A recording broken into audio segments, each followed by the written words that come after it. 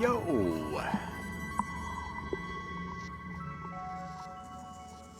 What is good, everybody? How y'all doing?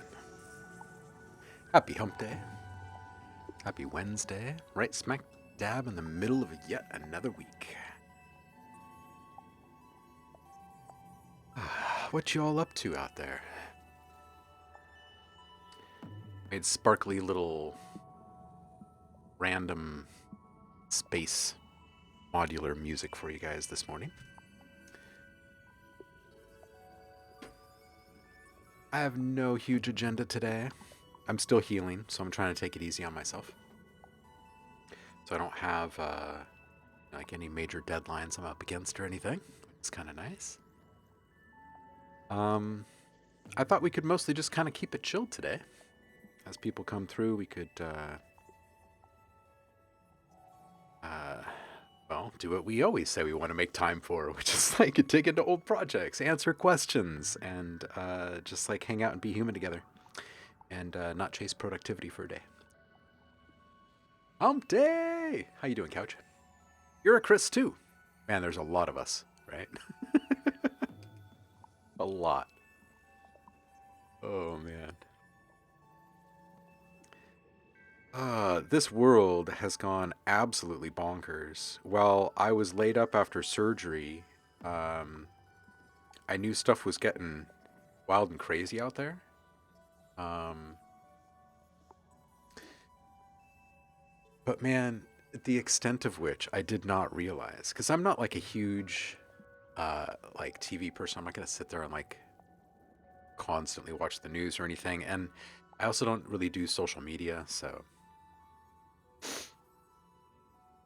being laid up and kind of offline for a few days and then logging back in and seeing what the hell happened is just like, you gotta be kidding me. So I hope everybody is staying sane out there. Couch Tracks has a question. What is your question? Yeah, one of a billion Chris's, right? There's like, what, like 8 billion people on the planet or something, and 1 billion of them are Chris's.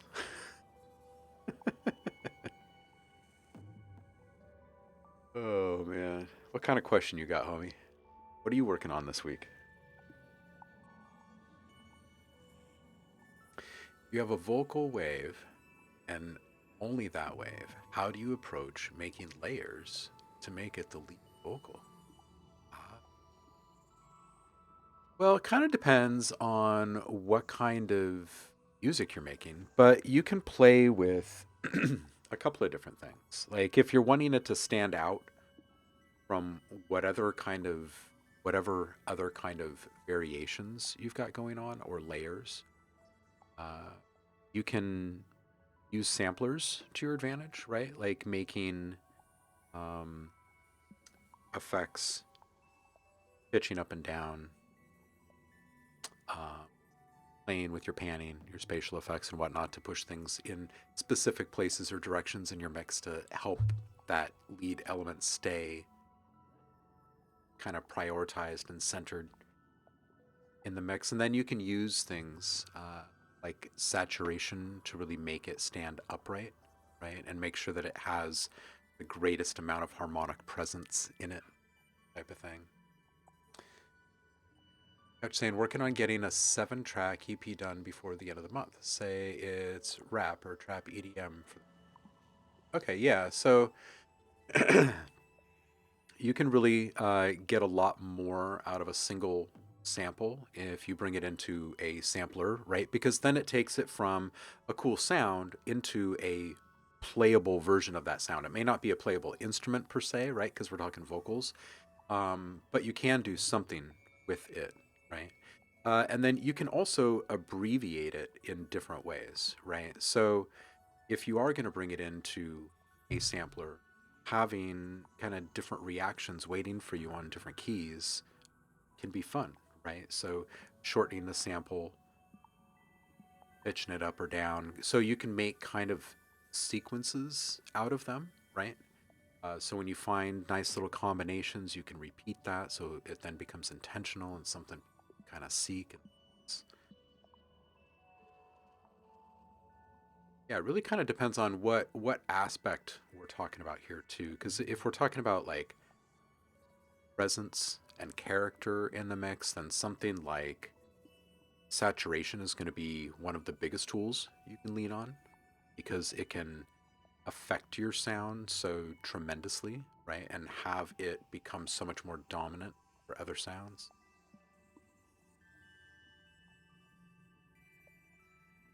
Couch saying, okay, yeah, that's pretty much what I'm already doing here on vocals, taking my panned one slightly off, timing for each other without getting a bass sound. And I've added ad libs myself that relate to the sample vocal. Yeah, I was gonna say there is that where you kind of start to roll your own around whatever it is that you're cooking with. Um, and it can be tough if it's like a really short sample too, right? Uh, Now in the days and age of AI, you could always go the route of uh, kind of teaching that timbre to a model and then plugging in more lyrics, but I don't know if you want to go that route. Um, yeah. Yeah, it gets a little tricky when you're wanting more from them that wasn't recorded initially. So if you do have the ability to, add your own vocals and kind of bring them into alignment, that's always a good fix because that's going to make it yours. You know what I mean? Yeah. W&B, how you doing, homie? Happy Wednesday to you. Oh, tuning in from sunny Maryland. How you doing, homie? It is sunny here today. It's cold. Sunny. Well, it's probably warmed up a bit. Probably in the 40s by now, imagine.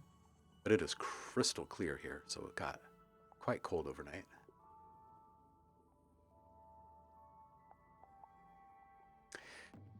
Couch is asking because he's planning on using one in a track and it was being a pain to deal with. Not being the best quality. Oh, yeah. Well, that's something that is really tough to get around, right? Like, you got to be really convinced that whatever it is about that specific recording is good enough for what you're trying to do. You can always recreate something. And if you recreate it, right? Like, if it's just the lyric, if it's just the line that's catchy, then you can recreate it. And if you're doing that, then everything else you make is in alignment with it because it's yours, right? Um, but if there's something specific about that recording, and there's a quality issue, then you can kind of lean into the whole sample thing and be like, hey, this is obviously like the sample, and this is everything else that we're doing in the track. Because quality makes like low quality makes a sound rather rigid in a mix, unless you're willing to kind of play into the low quality aspect of it.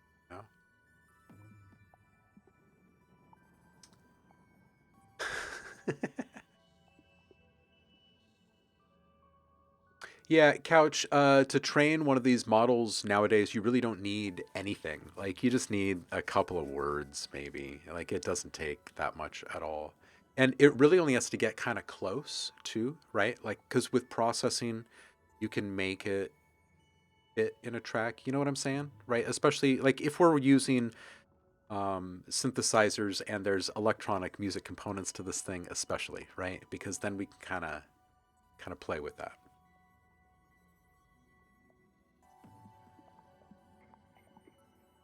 Paul says, I found AI Trucker Ted for lyrics. Oh my goodness. AI Trucker Ted. VWB says, I've been learning how to laptop DJ. An event organizer wanted to book me to a UK club tonight, but I have no act. Now you got to get one together. It is all who you know, you know. You have him reciting a Longfellow poem for one track. So tell me, what is this? What is Trucker Ted doing? Does he sound uh, like a King of the Hill character, or like what? What is special about Trucker Ted? You've piqued my interest. Couch Tracks is saying VW&B. That's a perplexing issue, isn't it? I'm a DJ, but I've been wanting to do a live show of my own tracks, but not just DJ them. Still developing a way for of my own to perform my stuff. Yeah, that could be a thing, right? Figuring out how to actually deliver it all. Oh, nice. So Paul's used a random lyric generator and then fed that into AI text to voice. Take that and play with a little LFO on the speed for humanization.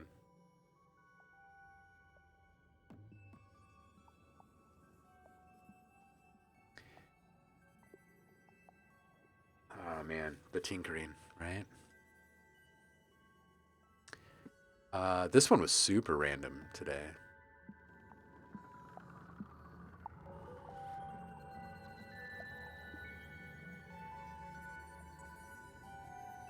Like really mellow tabla hits happening fairly randomly over here.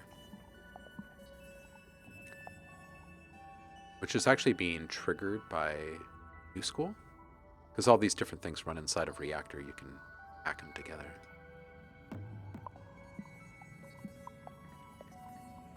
This guy's kicking out little watery perk sounds right now.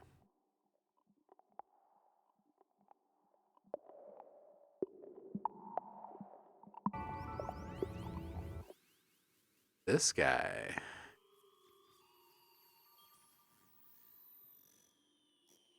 This guy's sending out little lasers and stuff. Just little sweeps. Little pulse width sweeps and stuff. And it wouldn't be a thing without some metaphysical function. I just threw in something from my modular clouds pack to the sampler down here. Got a little noisy.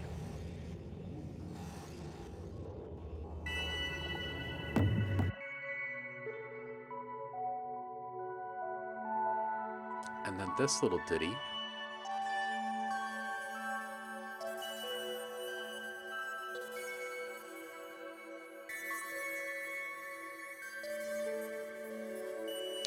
A couple of instances of spiral.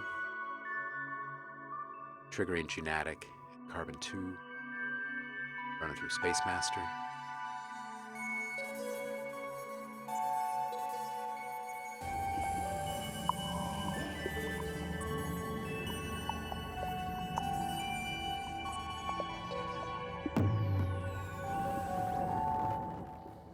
Chill. Oh, I don't even think I updated this today.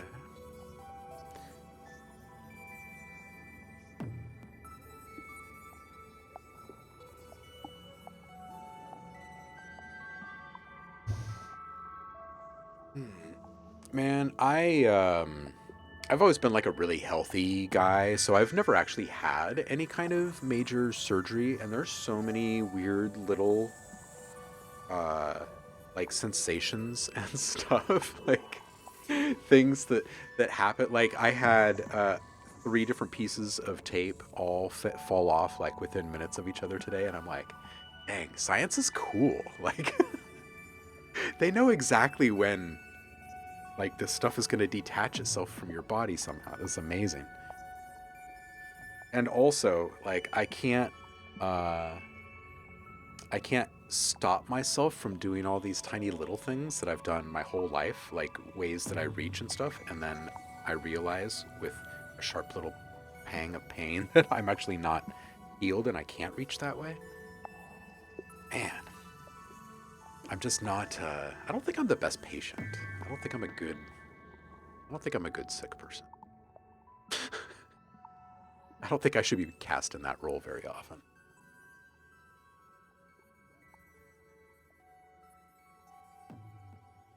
Hmm.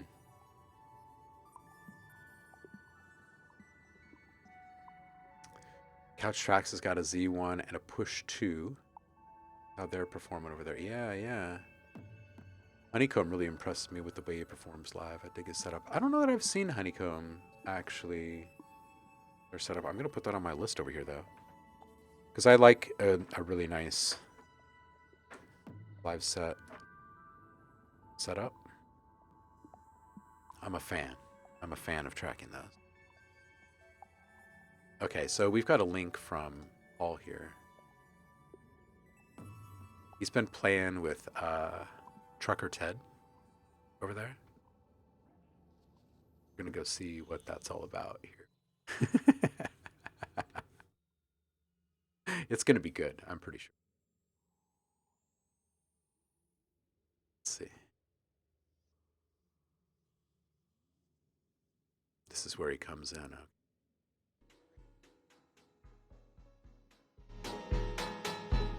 The rocky ledge runs far in the sea, and on its outer point, some miles away, the lighthouse lifts its massive masonry, a pillar of fire by night and cloud by day. Even at this distance, I can see the tides, upheaving break unheard along its base, a speechless red that rises and subsides. In the way This reminds me of like a really demented William S. Burroughs or something. Like, can you imagine this voice reading Naked Lunch to you?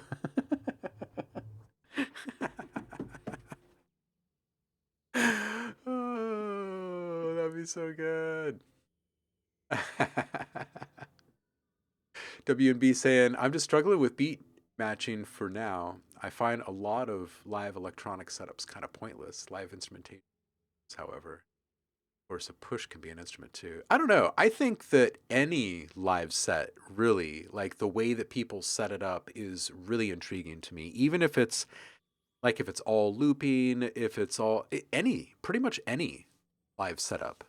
Uh, like sure, there's going to be plenty where I would look at it and be like, well, it doesn't seem very special compared to others that I've seen or whatever. But uh, still, there's something about looking at and seeing how people put together their performances, like how it actually all comes together for them. Uh, yeah, it's always been kind of intriguing to me.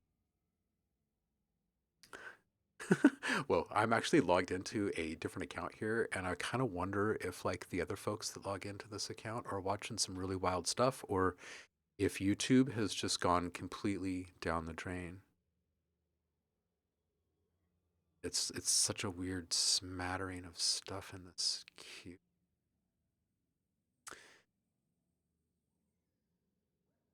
Ooh, Honeycomb streams on Twitch too. Okay, cool. Yeah, I'll definitely check them out. You're using Rekordbox.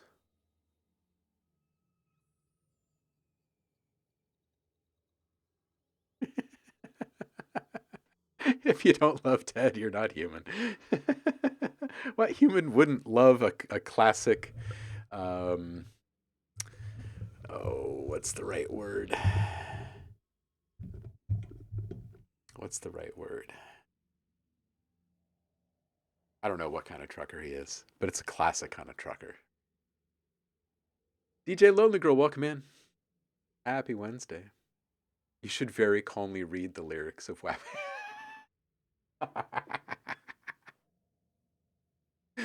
Yeah. Couch Track saying, definitely teach yourself to beat match without sync first. Ooh, yeah. Paul saying, I want that voice reading graduate functional analysis text too. Yeah, right? Oh, man. Lonely Girl saying, EEPROM live trips me out. His setup is fun looking. Yeah, it's just like watching someone perform on an instrument that I personally cannot perform with in any way, right? Like, I couldn't walk up to someone else's setup for the most part and make the magic happen the same way they could because they know what all their buttons do and what they're assigned to and all that kind of stuff, right? So to me, I don't know. Maybe I'm just a fanboy of live music because I always have been. But there is something that's just really cool about how people figure out a way to make their sounds get out. We don't all do it the same way, which I find really cool. Beardy Man's setup is the craziest. Okay, maybe we need to be linking to some pictures here or something. That'd be kind of fun.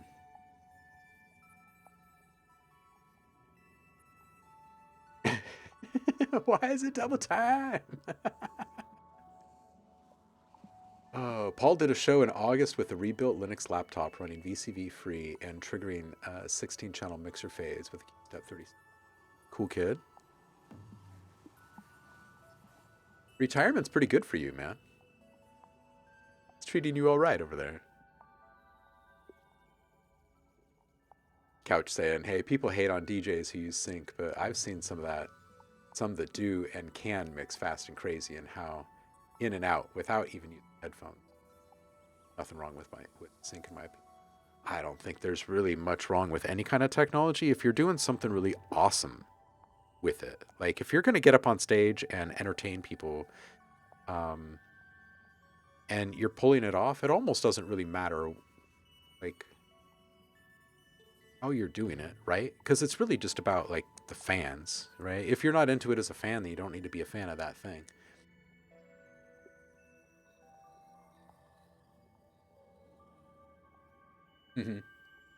DJ Lonely Girl says, I do have a slight fetish for any set that has something extra on top of the CDJs, just in general, not hate to DJs. It just looks like they get to have so much fun off Alpha Theta framework.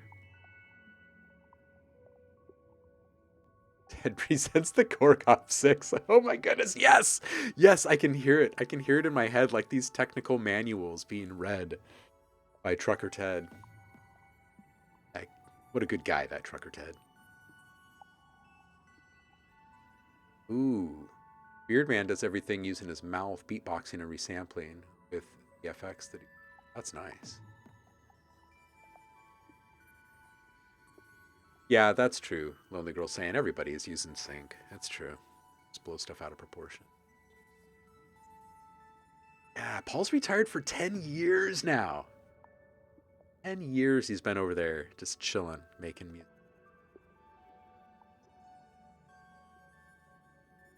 Yeah, absolutely. Lonely Girl, that's it right there. That is the thing. At the end of the day, if the crowd is happy, the DJ is good. Yeah, for real. Yeah. That's truth right there. Okay, here's a Beardman link. Hopefully this doesn't get me into any kind of which trouble here. Shouldn't, right?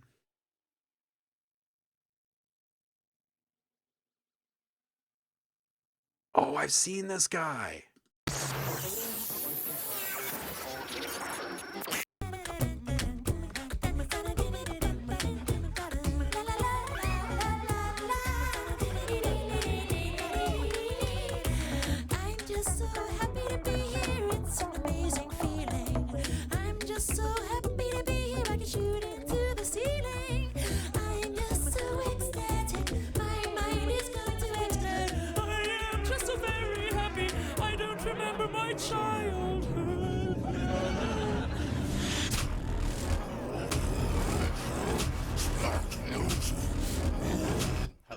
Nice to be here. I'm going to not do any of the things that are in my head because most of them are like that. Instead, I'm going to get suggestions from the people. I like stuff like this because you know for sure that everything that's happening is actual improv. Like he's probably run through some of these ideas, of course, because everybody practices a little bit. But with tools like this, you can't help but just go crazy. Like, I mean, honestly, right? And you know it's fun. So he wants to play it more, right? Yeah, I love it.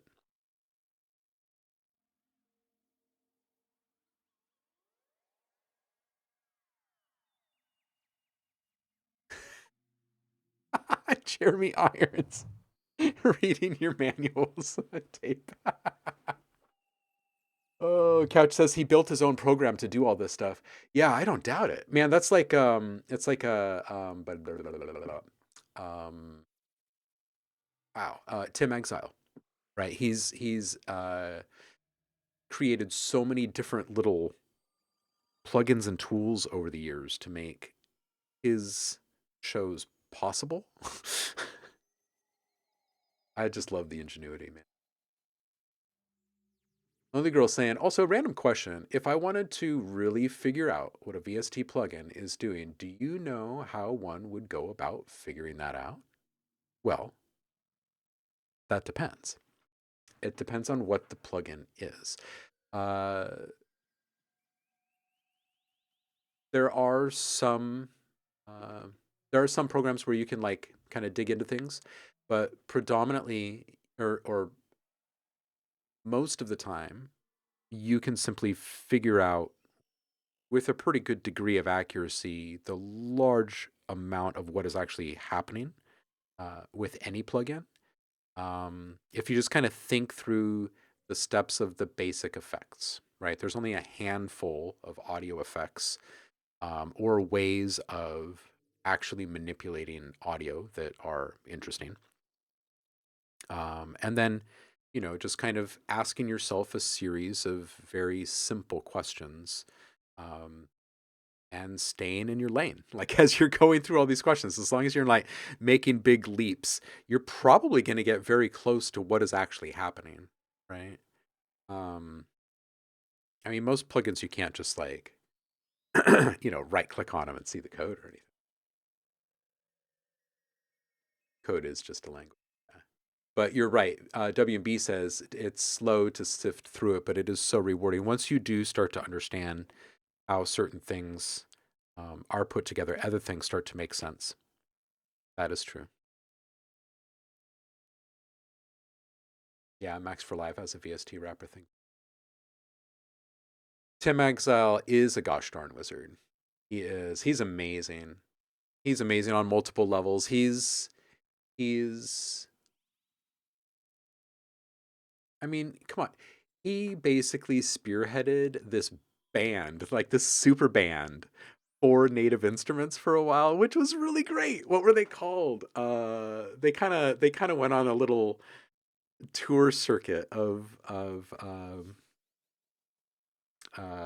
like guitar centers and stuff like around uh to show off all the capabilities of what all the NI stuff could do.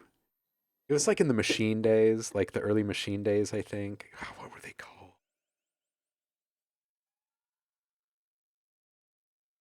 It'll come back to me. It'll come back to me.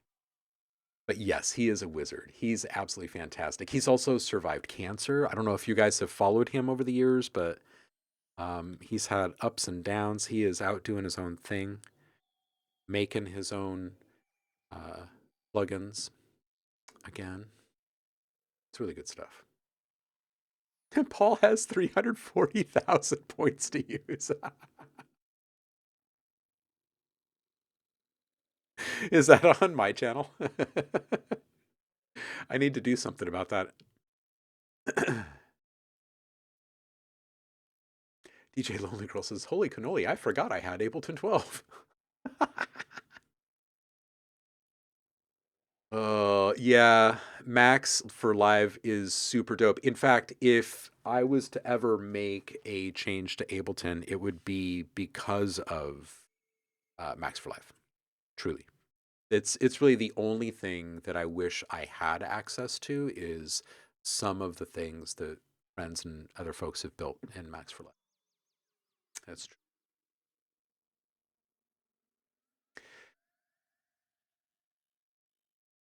Are native the ones that are recently in trouble? Can't remember that. Yeah, native instrument, but it won't be. They're not going anywhere. They'll be around. It's not a big thing. There's been a lot of people that have sent through questions to me about this, and I'm not like I touched on it for maybe 1 minute in Friday's stream last night, or last week, which was my first stream back since before the holidays, and um, I have not worked directly with native instruments for a few years now. I would say the last time I produced something official for them or did something like in some sort of official capacity was probably around the time that I started working on Audio Design Desk. So it's been maybe even several years. I think one of the last bigger projects that I was involved in was the Sounds platform, sounds.com, which was a really cool concept. And I think that that is something that might even come back.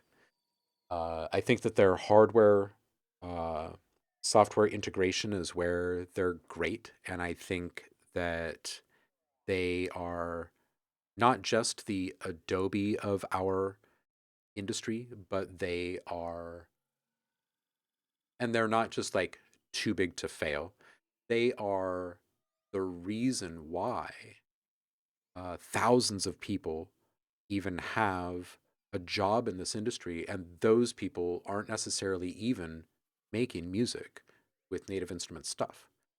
You wouldn't believe the number of people who have built careers around training and technology just based on Native Instruments innovations. It's profound. You take a look at almost all of the uh, plug-in companies over the past 20 years, they've by and large been a reaction to or further exploration of things that Native Instrument folks initially either made possible or made accessible. So there's all that. So there's all of this history and deep roots and all that kind of stuff. How did we get here? We, the company was swallowed up by an investment group and they gobbled up other folks very quickly. Native Instruments had just gone through massive expansions prior to this, right? They were a small software company. And then they expanded to, out of Berlin into LA and Tokyo and elsewhere. And they had huge, huge teams. And at the time, software was exploding. And to keep pace with the social aspects of software exploding, like most people don't even think about this, but stop and think about what the workplace transformed into over the past 20 years. There didn't used to be these like catered lunches and like all you can eat snacks all the time and ping pong tables and all of these special frills for software developers completely changed the workplace. Anyway, they had to stay ahead of the pack, right? They had to have more employees, they had to have the best HR, they had to stay ahead of all the human stuff too, right? So they expanded and then they got swallowed up by this investment group. Investment group is all about money. They don't know anything. They really don't. They're terrible. I don't mind saying it. Anybody that comes along with a big pile of cash, their daddy's cash, thinking that they are going to swallow up companies and make more money from it, they're a bunch of jerks. They're a bunch of jerks. Anyway, they wrecked it all, plain and simple. The good people left. That's why you saw companies like FL Studio blow up over the past few years, because guys like Khan took off and like made magic happen. It's all about who you know in this industry. Anyway, I don't think that the whole bankruptcy thing, insolvency thing is a bad thing for NI. I think it's an opportunity to shed all of the trauma of the past several years after being acquired and all of that. I think it's a way for them to shed the baggage that was kind of thrust upon them. And I think it's a way for them to kind of refocus and rebalance and right right the ship. Like the reason why they exploded and became the backbone of the industry is because they were doing all the right things. They were making really, really good stuff. They had the best people building really cool and awesome stuff. They weren't the smartest people in the world. They were cool. They were real people, right? They weren't the like most ambitious people in the world, but they really got the industry, right? And like where stuff was going, what technology could do. And they weren't like the most flashy people in the world, but they knew each other and they had like genuine relationships with artists and engineers, and it was it was very, very real. Like it didn't happen by mistake. So even if everything goes downhill very quickly and all of the worst case scenarios happen for them and they have to like break up and they're going out of business or whatever, they're just going to sell, right? Like we're talking about an insane an insane inventory of goods and intellectual properties here. Um, there's stuff that's never seen the light of day that's worth maybe potentially more what has seen the light of day. So someone would buy them, right? In a worst case scenario. Apple would pick them up or someone else, right? And I don't want to see all their stuff become DOS specific. I think that's, that's part of their initial pledge. It's just like, hey, let's make all the awesome stuff available for all the people all the time. So I think the Native Instruments will be fine. I think it'll be okay, and that we'll get to keep our toys. I don't think it's going to be a horrible, awful.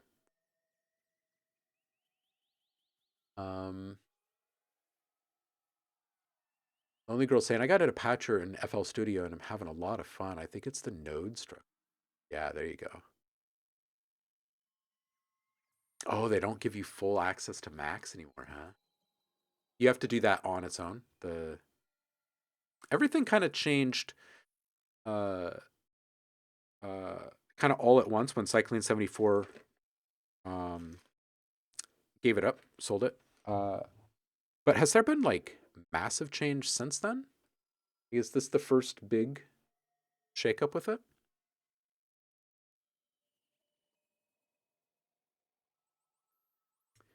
Yeah, Paul, it is kind of like that. Max for Life, yeah. Yeah, things are more granular than just business. Yeah, that is true. Sadface saying, I also heard something about a huge amount of layoffs happening, and then the people being laid off were being offered jobs to begin working under a new plugin company. Yeah, so there have been different rounds of layoffs over the years, and there have been people that have left Native and started their own companies. There have been developers that worked in partnership with them that started companies that became huge, right? Like Output didn't come out of nowhere.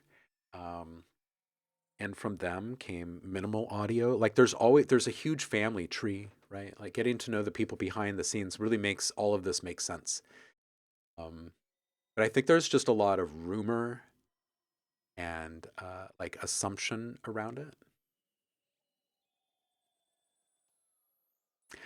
Lonely Girl saying, I wish I had bought my FL Studio license when I was 13 and it was 25 bucks. So I worked in the Apple world for a long time, and um, I had Logic free of charge for that entire time. And that's when it was all Logic Studio, and you had to buy the entire Studio collection. It was a big box like this, another big box of just the books. And it was like $7.99, something like that, each time. It was ridiculous. So I always felt very lucky when things were being updated, and I would just get discs just sent to me. So nice. But when they made it just one forever license, um, and then FL followed suit, like that's smart business right there. That's some good stuff. My camera is struggling to keep up. What's that? What do you mean? Are we dropping frames or something? Um, Paul saying, "Hey, when I retired, went all in for NI and complete controls. Sadly, they decided the V1 hardware would not get supported after some point, so I responded in kind. No more support for me." Yeah, that was rough, and to see them go through. They did this before with a system called Core, and Core was great. That was before Complete. If you go back many, many years, like 15 years ago, we had this thing called Core, and it allowed you to uh, tag all of your favorite stuff and in really good ways. It was really nice, actually. And then all that broke when they decided to go a different direction with control. Yeah, I think that is around the time where things started to uh, uh, really change in the model. They introduced machine, and that was kind of the beginning of the whole new era.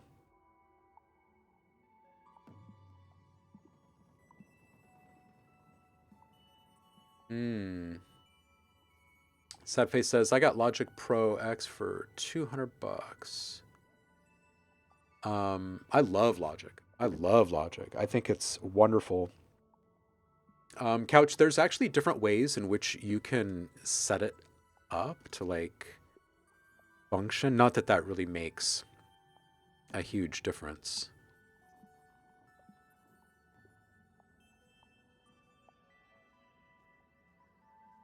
But there are, I guess, different ways in which you can even view the thing. Like you can set up, you've probably already seen it, but you can set up scenes like you can in Ableton and whatnot. To me, it's just an old school. It's a studio, right? It's got like all of the mixing environment, and yeah, it's built for mixing and sound design. It's really what it is. Reason is fantastic. Lonely Girl, that's like a lot of us started with Reason because Propeller Heads was like, hey, how are we supposed to translate this for guys from the stage? And they were like, let's put it in a rack. Let them see the cables. They'll figure it out. It's fantastic. But the bigger thing was that it was community based. Propeller Heads was all about community, and it was all about sharing all these files. Native Instruments comes along. They're very much the same way. Reactor user library is still up there. Contact user library, Absinthe user library. Like this whole concept of like, if you make something awesome, share it with all of us around the world. We'll all get better together. Reason is dope. It's always had a cool mission and mindset. Absolutely. Oh gosh, I did not. Oh, Couch Tracks, you just broke that news for me. I did not. So many things happened while I had surgery. This should not be allowed. Oh, Lander's gonna ruin that. Oh, are you kidding me? Oh.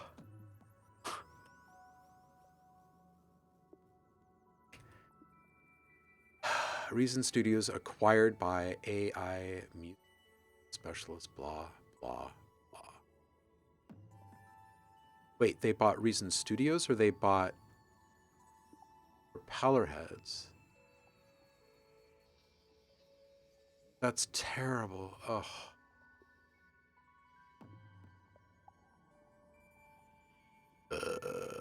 Well, they just wrecked that one. Oh, God. That's not a good one. I don't think that's going to end well. I don't see that. Oh.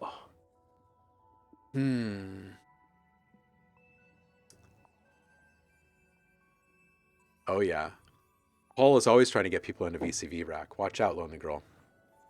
If I got into VCV Rack, there would be no progress made on anything else, ever. I would just disappear back into modular land. It's why I got rid of so much hardware when I became a dad. It's like you gotta focus on life for a few years.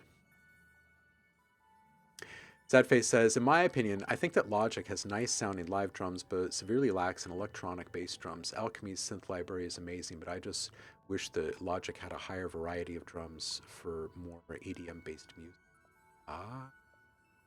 So here's the thing about Logic. It really wants you, they have really supercharged it with content. Like if you were to go in and download a whole bunch more stuff, you would have an insane amount of stuff because they have lots and lots of sound packs and stuff. But their big thing is they want you to make or bring your own stuff. Like it's not about the library. They, until more recently, right? They got Richard Devine to join the team several years back in-house. So there's a constant and steady supply of Alchemy stuff that's constantly coming out and sounds going into it that are super left of center, which are pretty cool. But you are right about like the drum sound specifically. They actually have a drum synth in there kind of for that reason. A couple different drum creation tools for that very reason. Yeah. Couch is saying, I'm married to Ableton at this point. Been married for 20 years. Yeah.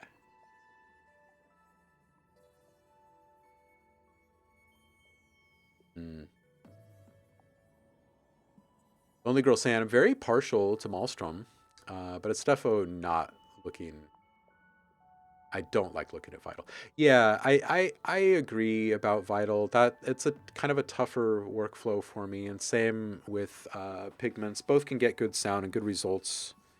Um, both of them have things that I can do very easily and get fantastic results out of. And it's tougher to get those same results out of other tools. I don't know. Everything has its own ups and downs, I guess. Couch Track saying, I used Reason Rewired for the longest time. Yeah, right? And Rewire is built into all the DAWs now. Sad Face saying, I've been getting into using Vital recently to experiment with sound design. You know, it's great for experimental stuff, and it's great for making things that you bring into other tools. I would agree with that. Hey, Core! How you doing, homie? Happy hump day. Feedback? It's not really on the agenda. If you're like in desperate need or something, we might pause our conversation, do a little. We'll be here on Friday for it. Oh, before I forget, we're going to start a little late on Friday. We're going to start at noon Pacific on Friday. A little bit later start time. We'll go a little later in the day, too. My kid is off of school for a 4-day weekend starting Friday, so a small adjustment to the schedule. Yeah, that is very sad news about Reason. Man.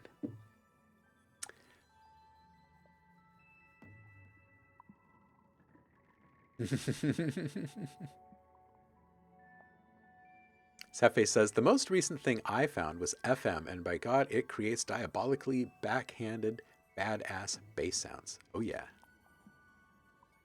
Hey, Josh is here. What's up, Guy Doer? How you doing, man? I am doing well. How are you? How are you? Yeah, Paul, I hope Reason keeps going and gets support and has a big user base too. I just don't believe. I don't believe in them.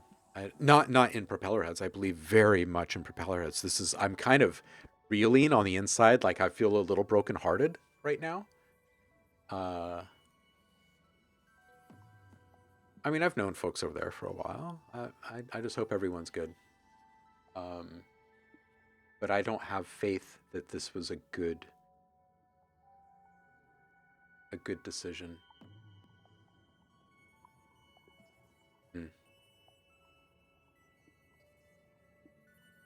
Yeah, yeah, I've got feelings about that.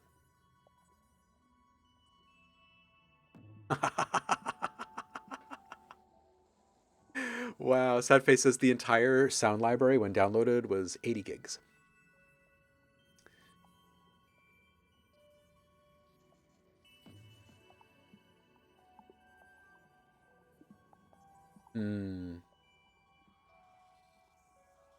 Dirty rhythm producer.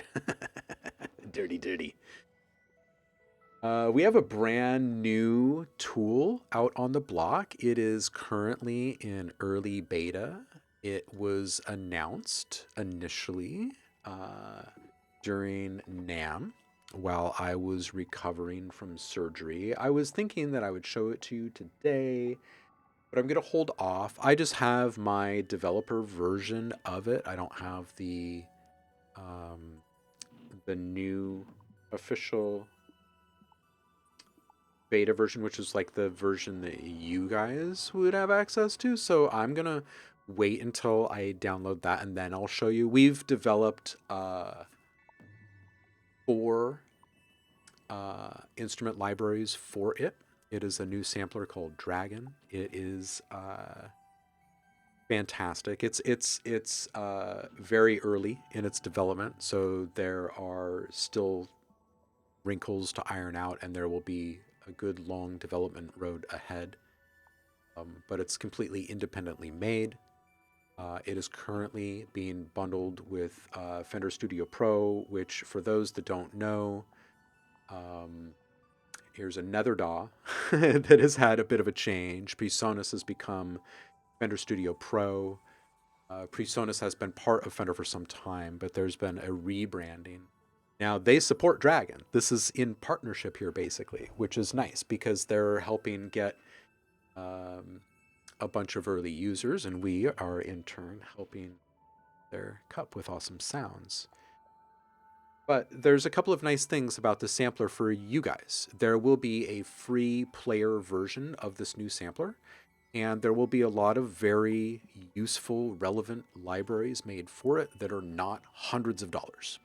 We're talking tens of dollars, right? So 20, 30 bucks gets you a really nice library in a sampler that's a single page view. You don't have to go digging through menus to access things, but by and large, you can think of this as like a drag and drop sampler, or just plug and play sounds. Anyway, one of the nicest things about it, you guys, is that we can send through updates to our users whenever we like and however we like. So we could add new sounds to a library a couple years after you've bought it or something. So things can just kind of continue to grow, which is kind of cool. Yeah. That's one of the things that has been worked on in behind the scenes. We wrapped production on all that before the holidays, actually. But the instrument itself is just now, or the sampler itself is just now starting to come out. I'll keep you guys posted on that, and we will get you guys hooked up with copies of this sampler and show y'all how it works and whatnot.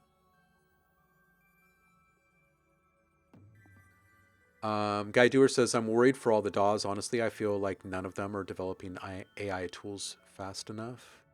I think, Guy, I don't think that that's really too much of a problem. I think that, I mean, you're right in one sense, but in the other sense, they're big, and those AI tools that are being developed right now, they're gonna most likely be better developed in these smaller teams and then acquired once they've proven themselves, so to speak. The other thing is that, Apple is always going to have a leg up over everyone else in industry when it comes to the AI integration because they're a computer company. So as all of that stuff is added, I think the DAW companies right now they're kind of struggling with a couple of different things. And one of them is there's a lot of legality stuff that gets wrapped up in a lot of this, which is how certain things are being trained. And then, of course, research and development for all of this kind of stuff would require almost entirely new staff for most of the DAW companies, because it's entirely new skill sets for the most part. And I know people think that a lot of these companies are like uber wealthy and just have like mountains of cash to burn, but it isn't quite as simple as that. And, it's a very resource intensive thing. So I kind of expect folks to be acquired as their tools prove to be worthy and relevant in our current space, and those tools will kind of supercharge those DAWs. We've already kind of seen it with things like stem splitting and the really simple stuff, but I think it's probably going to continue in that direction, honestly.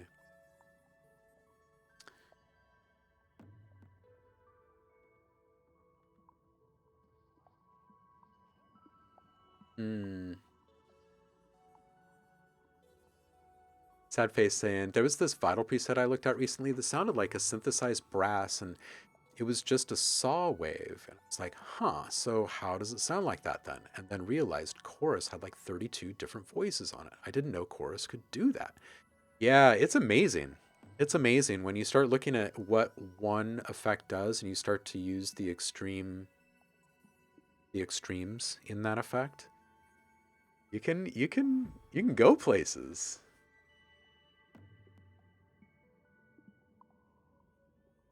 Oh yeah, guys saying I remember if you had like 1 gig of RAM, it was the only DAW that you didn't have to bounce your MIDI down like every 10 minutes. Yeah, that's true. That's true. Uh, yeah, 11 Labs collabing with FL now, and I think this is a really good point. Like we were just talking about like the innovative nature of native instruments and what happened, and the reason why FL is so great is because folks jumped ship from Contact and went over there, and it's like let's make this happen. Man, they got UVI. They're working with 11 Labs. Like they get it. They get it. They're going in an entirely new direction over there. And it's funny because a lot of people like that were like, Pro Tool users and whatnot for a long time made fun of FL Studio for so long. The name Fruity Loops really kind of hung over them for a long time that way. And now the tables have turned. Oh man, Nano's here. What's up, dude? How you doing, man? How you doing, Ben? Things all right? Happy New Year to you. I haven't seen you in a bit.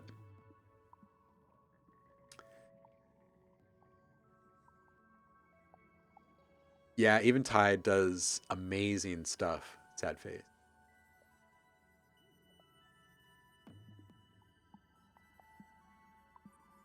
Hmm.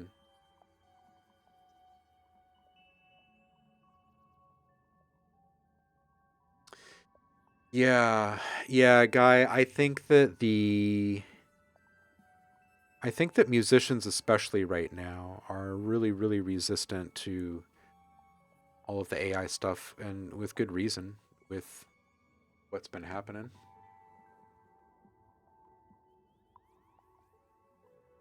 Hmm.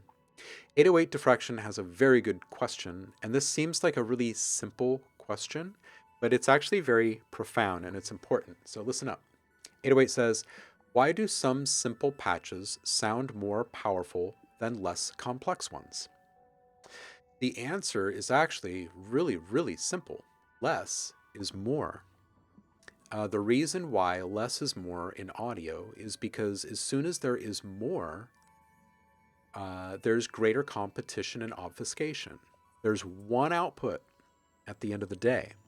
And when you have 14 inputs and one output, what's coming out of the output, it's not allowing the full or maximum potential of any one of the individual 14 things. Now, the 14 inputs do add up to something greater than the individual outputs of each.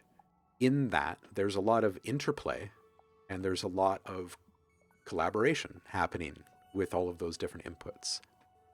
But as soon as you introduce frequencies and then you introduce more frequencies, things start to happen, right? Those frequencies are colliding, and different things happen when different frequencies collide. So it really does just come down to something as simple as that. Very similar to how when you have a huge amount of low-end frequencies in a busy mix, you roll off a lot of those low-end frequencies, all of a sudden, there's a great deal more power and clarity and punch and definition in all of the sounds in the rest of your track. And it often comes down to the energy required to serve up all these sounds. Those lowest frequencies take up a lot.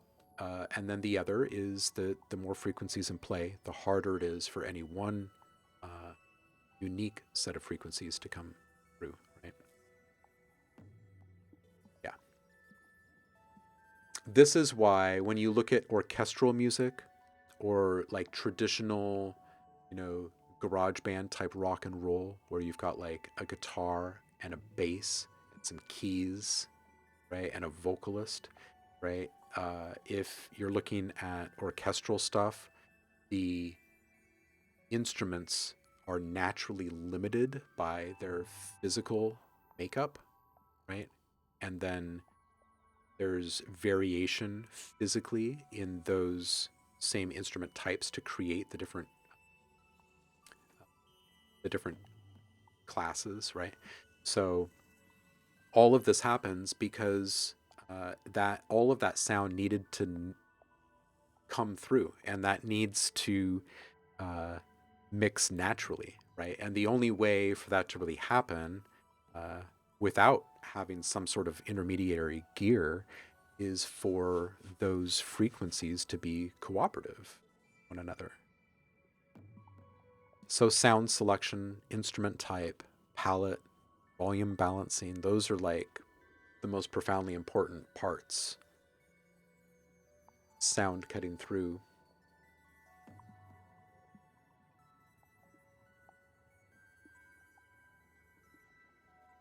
Nano rolling in with some stuff. 3 short ones. Oh, you have computers back? Very good. Excellent. You'll be making noise again. That's great. Eventide collections are on sale right now, Paul says.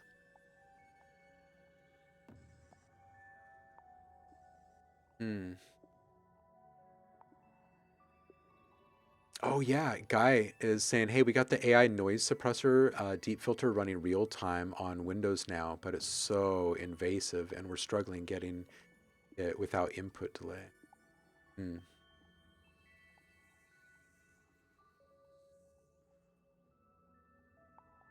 What is this? Nano saying, yeah, Chris, remember when I destroyed the landlady who's some high level executive at a VR AI company? Now they needed to go in when I said, but she's retarded, just a worker. Oh, Lander. Yeah. Yeah. When I was teaching at Pure Mind, I'll say all this out loud. When I was teaching at Pure Mind, Lander folks came in for a presentation. And they had just introduced their kind of instant mastering service. And they came in and they talked about their thing for a bit. But then at the end, there's this moment I did not like. This moment, it left an impression upon me.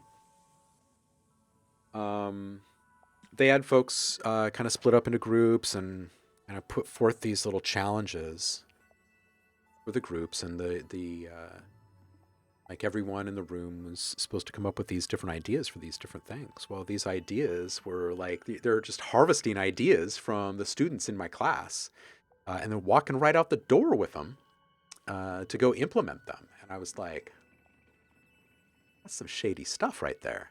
Yeah.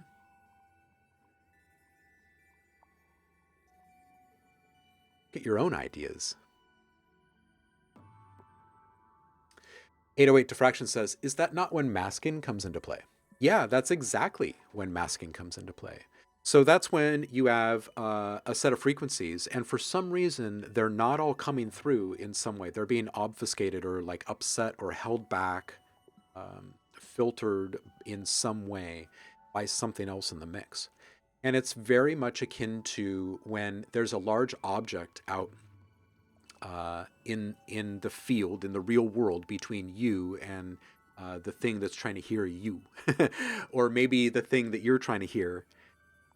There's something between you and that, right? There's going to be these kind of clouded and obscured spots if you step to the left, where that object is between you and the source of the sound. But if you go just to the right, and now that object is no longer there, you're going to hear that.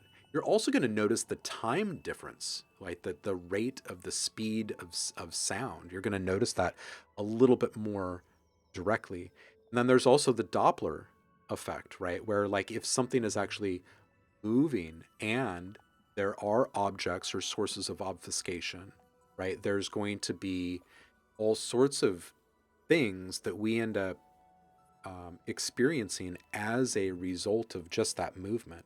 So it's not just as simple as the presence of a couple of different sets of frequencies. It also has to do with amplitude and pitch variation and stereo field movement. And so less is more for that very specific reason, right? Because there's less competition, there's less opportunities for a frequency to not get to your ears, if all that makes sense.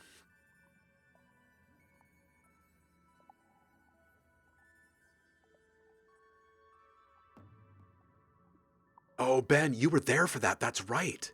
Okay, so Ben, full disclosure, nanowires in the chat. Ben, hi Ben, was actually at PureMind at the time when I was teaching, so he was actually there. So there's like a witness there. Like, I'm not just spouting here. This is actually something that really happened, and it's upsetting because number one, the representative of the company at that point is someone that was already known to people in circles, uh, kind of peripheral family, if you will, um, of the Pure Mind clan, and then they were hired by Lander. So it just felt very opportunistic, and it felt very um, kind of skeezy. I guess that's the right word I'm looking for. Kind of skeezy.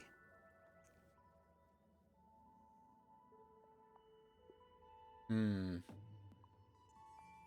It's extremely hard to work with audio blocks, says Guy. Yeah, yeah.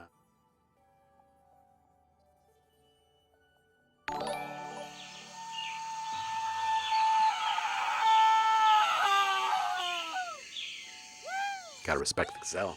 Thank you so much, homie. I appreciate you. How you doing? How you doing?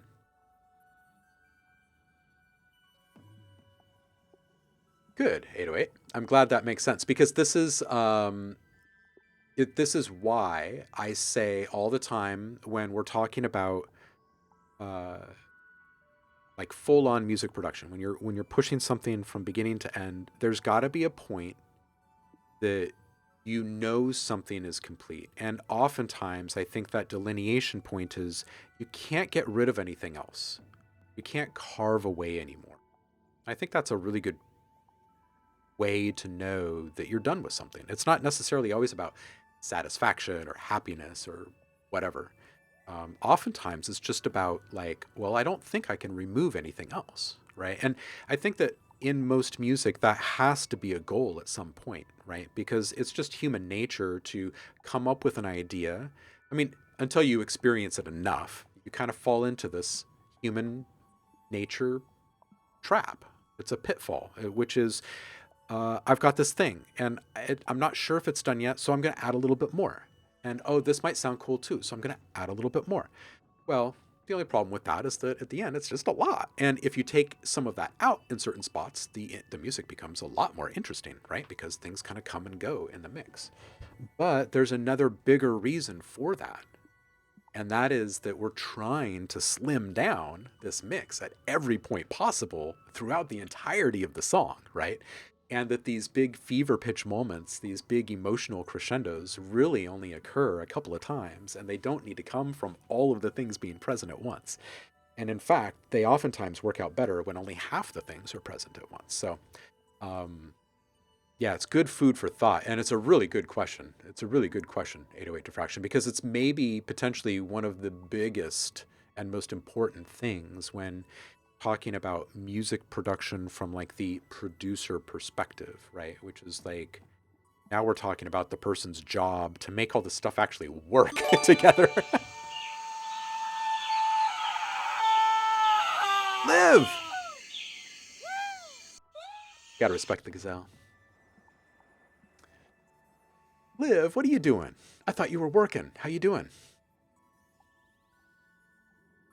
Overthinking is also normal human nature, human behavior, 808 diffraction. Yeah, these are things that are like, you know, when you look at someone Like Paul. Paul's a really good example of this. Paul is so flippin' brilliant.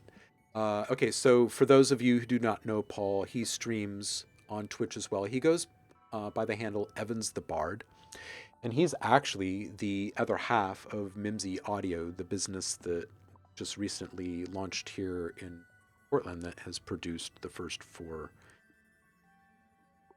instrument libraries for the new Dragon tool. But I digress. Anyway, Paul is a really good example of this. And by that, I mean, when you challenge him to make a song live in front of you, he'll be like, okay, cool. So I'm going to just lay down this little idea. Okay, and now I hear this other little voice in my head, so I'm going to add just a few notes here to fill that space. And what else do I hear? Oh, I need just something kind of twinkly up here. So he's listening to the frequency mix, right? But what you don't see him do is add stuff that just isn't really needed. And it takes a long time to kind of get to this point. But this is like the mind of an orchestrator, right? Of someone who can kind of produce on the fly because they understand which instruments will work together in that moment without any mixing or anything, to actually really cut through, right? So he's got this catalog in his mind of the timbre, the voice, and the range of every single orchestral instrument, right? And every single battery instrument, right? So then it's just a simple equation in his mind of like, well, I've already got these 3 sounds, so I can't use those 82 things. It's got to be one of these 16 things. And it's fantastic. You don't end up reaching for more because you're filling the space more naturally and holistically. It's really impressive. It's really impressive when you see it all in action. Stanford Fellow, Nano.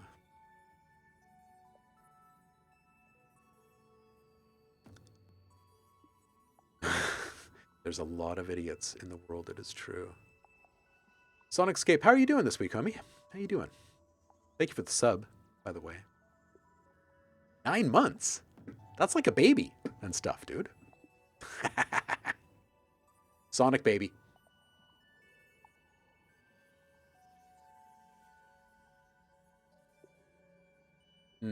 Yeah, right, guy. That's the thing right there. Making sure everything finishes its job at the same time in the right order.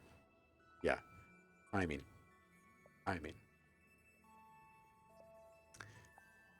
Ooh, excellent. Sonicscape says, I'm good, Chris. I'm currently writing my own vocals for a track. How's you? Also, need a vocalist, preferably male. Who wants to sing?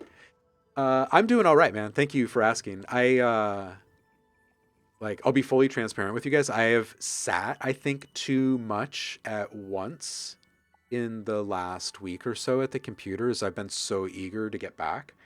And so there's been a few days in a row now where I walk into the living room and I'm like, oh, my belly hurts. Like it hurts. Like I can feel like my wounds are not fully healed yet.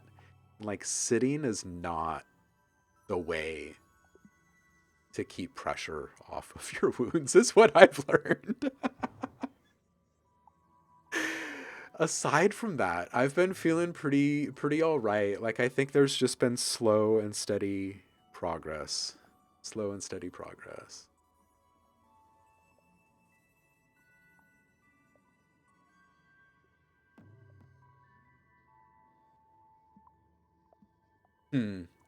Nano says, Greg ended that meeting and stood up for me. Pure Mind and Chris put in a ton of work with me to design a great course that was cutting edge. We got Danny out of it, but there were things that needed smoothed. Building the industry with Chris was a dream. Love you so much, dude.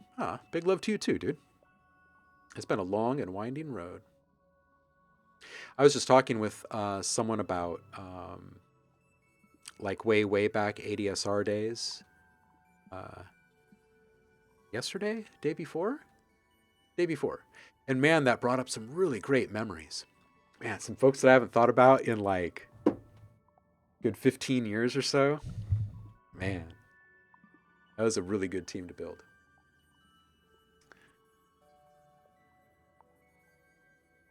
Liv is indeed at work and yet showing some love. Liv, I hope you're doing well over there. Sad face saying, real, dude. Seriously. Overthinking everything. If you're not overthinking everything, then you're probably not really human. Might want to check that. Velvet Goat Cheese, how you doing? Velvet Goat Cheese, yes. That is true.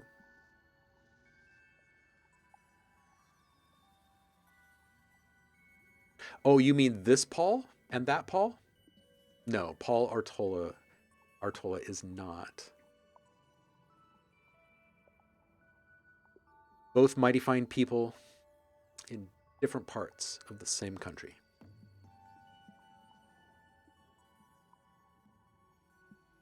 Paul is such an amazing. You are right, Paul. Sadface says, I'm so overcritical about things and I feel like I'm trying to meet my own expectations, yet the hypothetical bar that exists in my mind is never going to be something I can reach. That could be a good thing because it means I always want to improve, but it can also be a negative because I'm not taking the time to allow myself freedom of expectation. You know, Sadface, what's really interesting is that, and I know that this is like, people will tune out when I say this.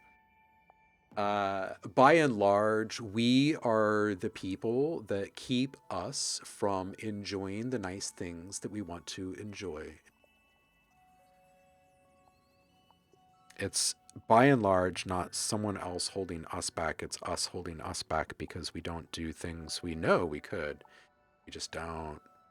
And then there is, of course, the stuff that we don't know yet and that we could be doing and we just don't know. Again, we're ignorant to those things, so we don't make progress. But my point in the matter is this, is that it is our expectations and our hang-ups and desires and our procrastinations and whatnot that are in full and complete control of what we actually accomplish. Not necessarily the opportunities that are set in front of us, but if that's all you're waiting for, it means that you're basically standing in one place or sitting still and waiting for life to just hand you something, and it just doesn't work that way. It just doesn't. So when it comes to like expectations in your own work, I feel like it's the same kind of hard truth, kind of tough love kind of conversation that you have with yourself, that you do around that as you do with these other things like chasing jobs and, you know, finding love and all that kind of stuff. It really is about like telling yourself just to shut the hell up and sit down and have a little fun for once in a while, right? And then maybe just put in some sort of parameter, if you will, that will help you stay accountable. You know?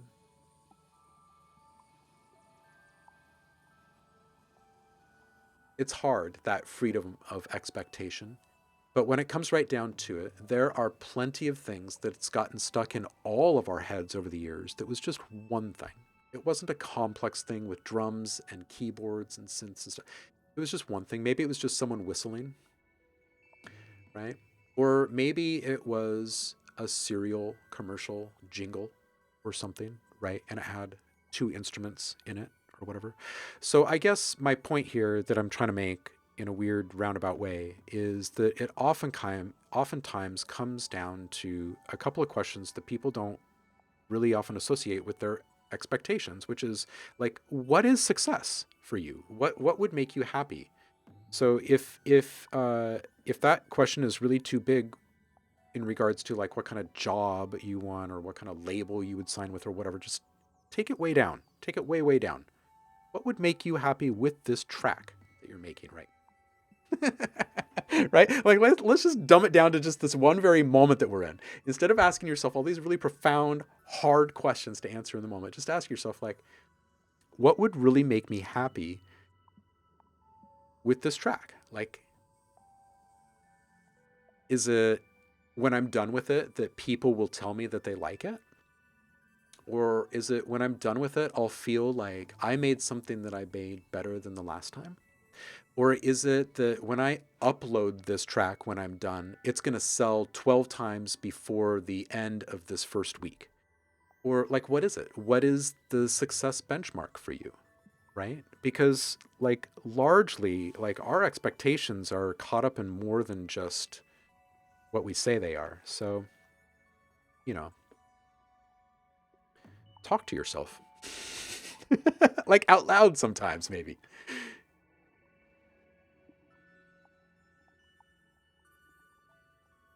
Ooh. Paul saying, OMLab, learn from me. Lazy boy recliner with wireless keyboard and mouse. It saved my back.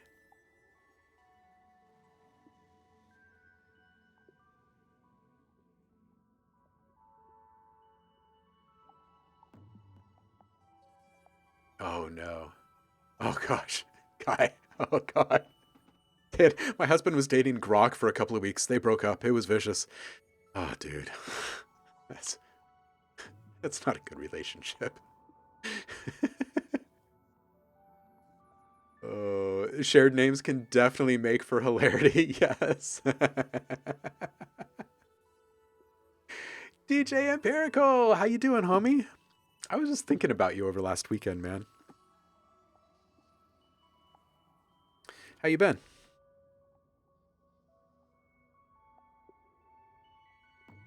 Sonicscape says, maybe I just need to man up and attempt to sing. Maybe you do. Maybe you do. What if it was a game-changing thing? You know the nice thing about manning up and singing in your own stuff, dude? Is that nobody in the world ever even has to know that you ever even tried it. It can all happen away from people's eyes and ears.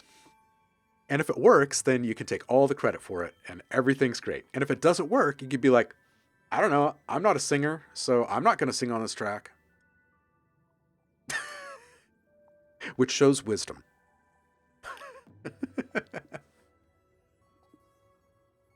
Oh, man. Imagine that in exosuits. Oh, man.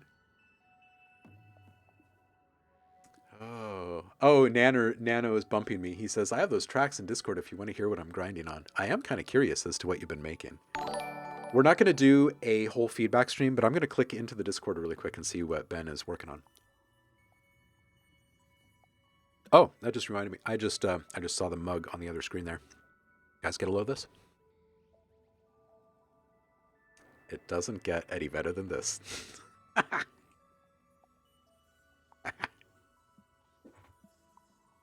Ha! I know. I'm so easily amused, right? Nano. All right, let's see what these are. Here, let me turn off the sparkly stuff in the background here.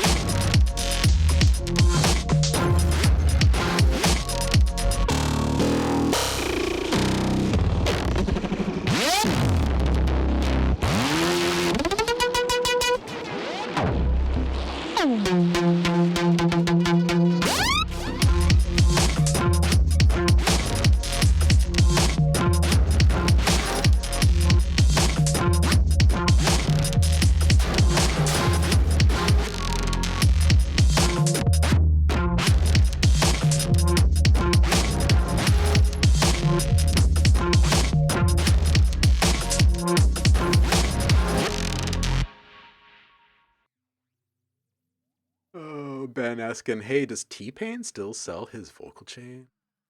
It is 2026.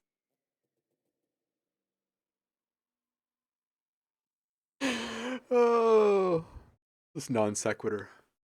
Dude, it's good to hear you. That sounded full. That was way more full and like musically complete than the last few things that have come our way from you. I want to say the last few things we've heard mostly have been kind of sound design. Well, no, not entirely. No, I take that back because there were a couple that came from that collab that you were working on that was really, really quite something. That was several months ago now. All right, let's listen to this one.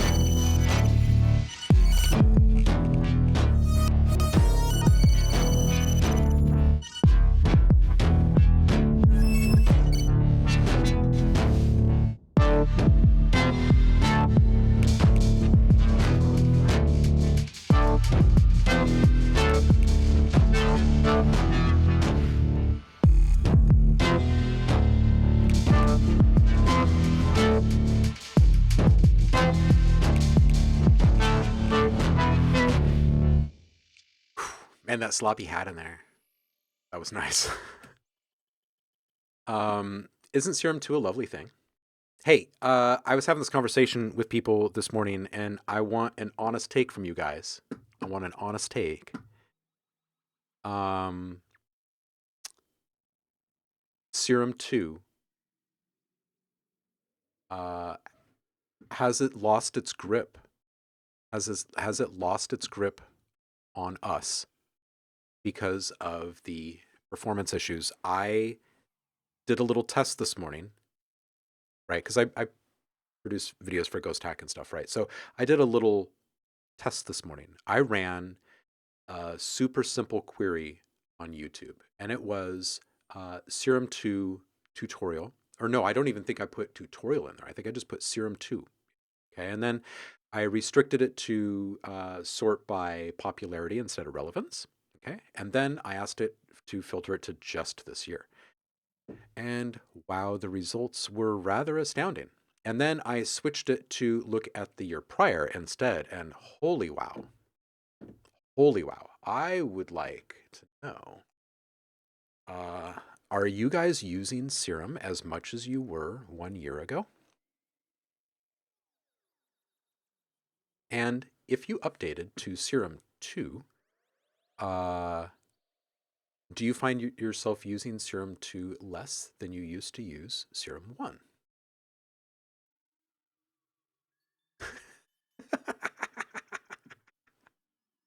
Guy, my favorite part of Serum 2 is having to download a new Serum 2 every 3 minutes. DJ Empirical says, I'm using it exactly as much as I ever have, which is 0.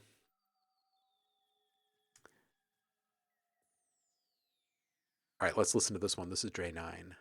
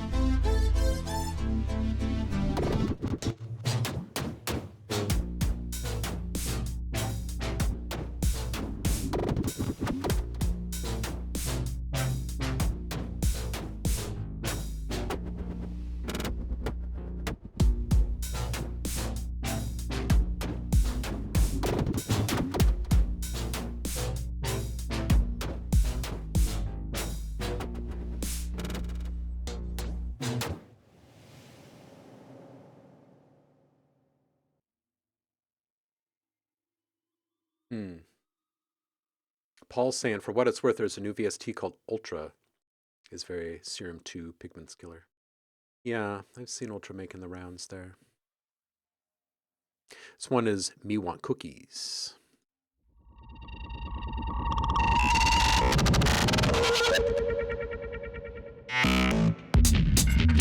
Yeah.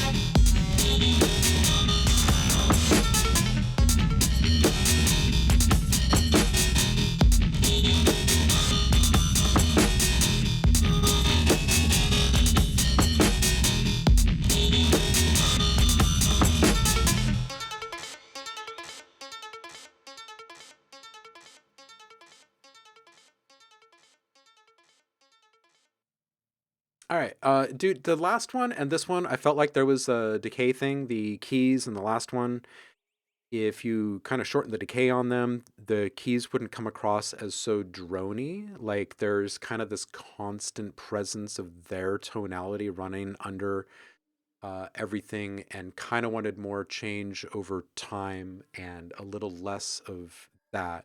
In this one, I kind of felt that that kind of thing was sort of happening in the sub, and that you could shorten the decay of the notes in the sub.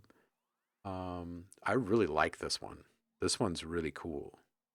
Um, I love all the little knob twists, man. Um, and that little wiggle at 101 reminded me of, those little door stops that are like springy and you go, "Wah, wah, wah, wah, wah, wah, wah." Yeah, like those. Um, yeah, of course you can do both. Intro in 4 is printed. Velvet Gochi says, ooh, I like this. Uh, guy saying, hey, does everyone else have the problem with Serum where it almost feels like pitch drifts in a weird way? You might want to check your voicing settings in the global settings, because there are actually a couple of things that can cause some pitch drift, and maybe one of them is enabled. I haven't noticed pitch drift uh, just like typically like in oscillators.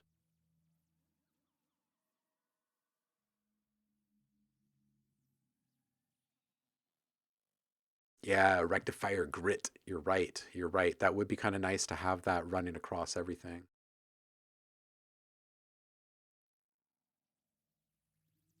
Yeah, that would be pretty. I want to see this picture. I think there's a picture waiting. I'll click right back, sad face. Yeah, there is a picture. Ooh, look at this. New ambient setup for DJ Empirical. 2. Lord Mills, amazing double knot synth. On the iPad. Audio damage plugins, of course. And the rare is Hen's Teeth, Rodex Sherman Styler. It's a master effect, adding weird gloopiness to taste. Ooh. Ooh. Ooh. Post samples? Sad face is looking to get ears on something. Saying, second time trying out breakcore. Turns out if you make ambient soundscapes and slap a breakbeat on it, you get breakcore. Ha! Great. Most of the song is comprised of sound design and a good choice of drum samples. Some of the synths in the song I made a couple of weeks ago and only found a use for recently. Biggest surprise to me is that even though I'm not very advanced when it comes to sound design, even with the sound design on a basic level, this song sounds like in a good place without even extensively mixing it at all. This is also the first time I have attempted to have a switch up that transitions genres. Ooh, that's fun. Even though melodic D&B is a neighboring genre and bot breakcore and melodic D&B technically all fall under. All right, let's listen to this.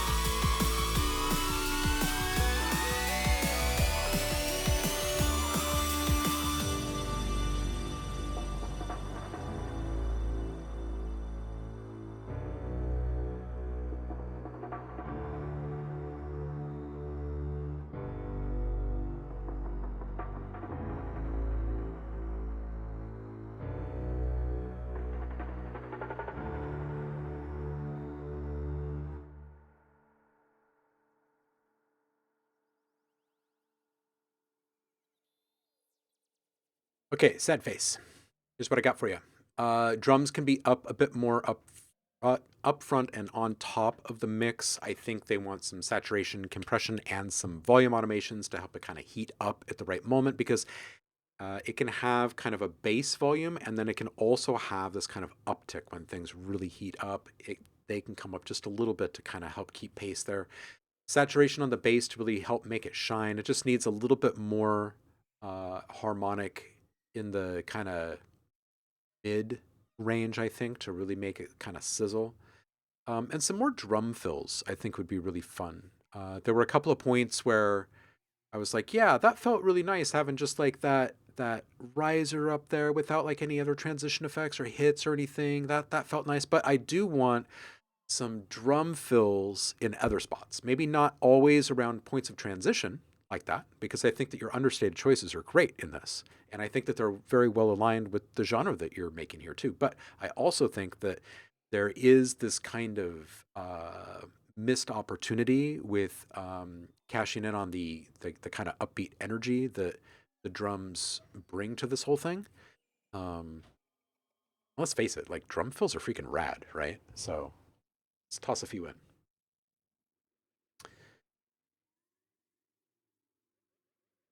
Yeah, a lot of nuances, guy. But you know what? All you really need to do is load up Serum after the next time you update it, and set this all up the way that you want it, right? Like set your phase randomization to 0, all that kind of stuff. Make sure your voicing, analog drift stuff is all off, and then save that as your new initialize patch.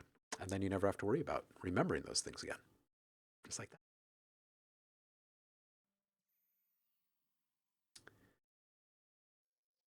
Sadface says, one of my teachers suggested maybe using a pad or electric guitar to fill out the mid-range. Okay, let me just hold on a second.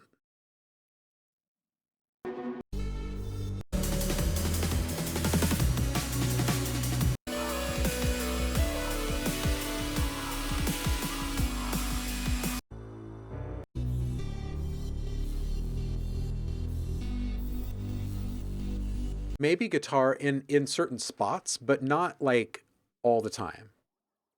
And a pad, you gotta be careful with anything that's meant to be a supportive thing, that's also highly sustained in a mix, because that's gonna put in a big spread of frequencies across your mix. And right now you've got a pretty full mix, right? And to me, it's like I would be more concerned about the emotional impact of each one of these little pivot points that you have in the track. Maybe dial in those and then see if you really feel like it's lacking in frequency in some way. Like if you really feel like, oh, this feels like there's just a big gap in the mix, then maybe go back and add something. But this feels like you're telling a good story. You've got a good palette of sounds cooking. Um, yeah, I would be hesitant to add something that was really highly sustained at this point. But I could see how maybe some guitar swells, maybe a little ripping guitar solo, like that would not be expected by most. Maybe. It's a good track, especially for your first swing at something like this. That's pretty good stuff. Guy says there's so much reverb in this track too. Putting them on their own bus and processing them, that could be huge. Yeah, absolutely. I should have spoken to this about the order of operations and signal flow, and then finishing EQ. Okay, so order of operations. You're going to get a different effect when you have, for instance, your EQ before your compression versus after your compression, because your compressor is going to be responding to different signal strength peaks. Okay, the same is true when you put your saturation in front of reverb versus after reverb, right? You're going to bloat everything, including all of the space that everything is in, if there's any kind of saturation after the reverb, right? So one way in which you can help kind of keep mixes like this more pristine and dial in more definition and keep more room for each one of the individual sounds is to bus and use parallel processing as often as possible. Actually, there are some sounds that it makes perfect sense to do it in series, right? Like if you want some distortion on a sound, but there are also plenty of times where you might actually want to do the distortion in parallel as well. So if there are any of these sounds that you have beefed up with saturation or with reverb, and that has all been done in series, move the time-based effects to parallel, okay, and then just bring up just a small amount of those time-based effects instead of having them touch the entirety of a sound. That's the first thing. The next thing is to always put an EQ after your time-based effects. Even if you're using an onboard filter, like in a delay or a reverb plugin, you're using the EQ or the filter in there, still, just if you've got a busy mix, put an EQ on that auxiliary channel that your reverb is on. Just put it right after the reverb and just restrain what frequencies can come through, because I guarantee you're going to have a different outcome when you do that. And then if there's any sounds in the mix that feel like, I like the grit and the texture that the saturation brought when I added it, but it also made the sound go from this to this, that's another good time for you to use some parallel processing. And you can actually put an EQ in before or after that distortion to really kind of dial in the exact frequencies that you want to affect with your distortion, with your saturation, right? So if you really only want to be generating harmonics in the top half of a sound and you don't want it to affect the bottom half of the sound, just put an EQ onto a parallel track and put your distortion right after it, right? And then just mix in the amount of distortion that you want. So there are a couple of kind of quality improvements that you could get just from the routing, the order of operations, the signal flow, and making sure that you're EQing after your time-based effects. Well, most of your effects, honestly. All right, let's see. Chat is saying here.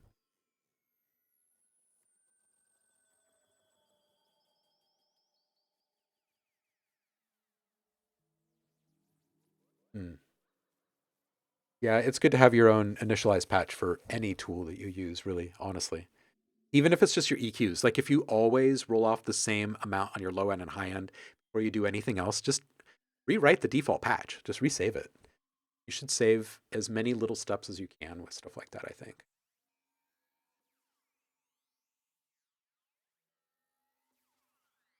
Oh, dude, Serum 2 really needs an unfinished OMLab skin too. It seriously does. One of my favorite things about Serum 1 was my unfinished OMLab skin.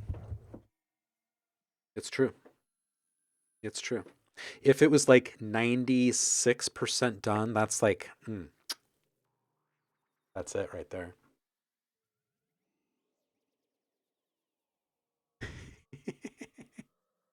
Ooh, a fast bubbly arpeggiator. Ooh. Oh. Guys saying D&B 2, even jungle seems like snare should always be too loud for the mix, but that might be just a beat.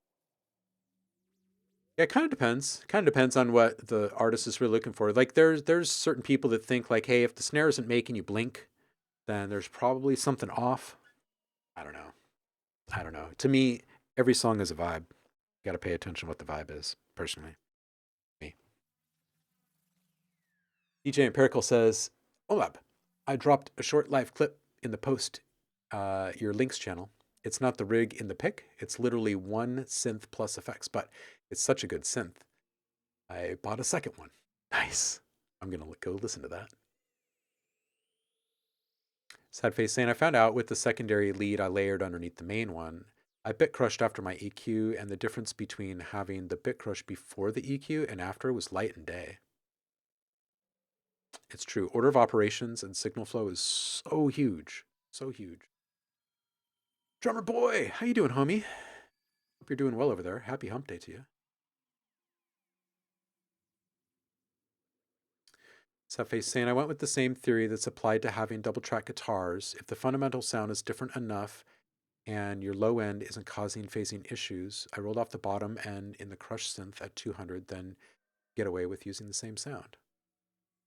Yeah, by and large, yeah. Yeah.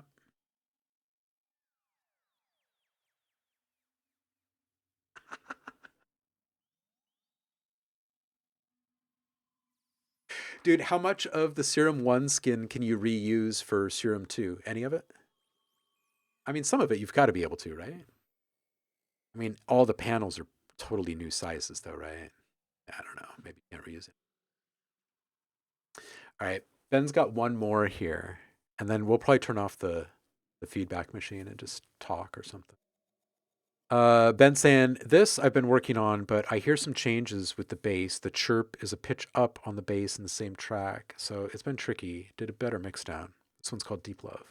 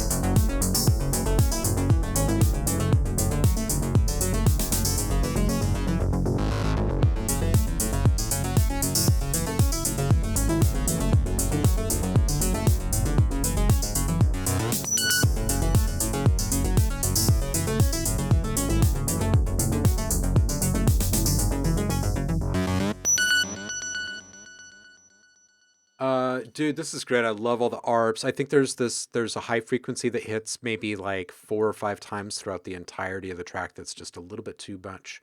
And then there's some resonance in the open hi-hat position. It's cool, but it's also right on the edge.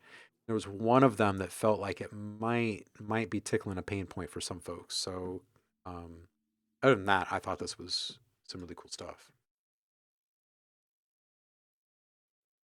Absolutely. Um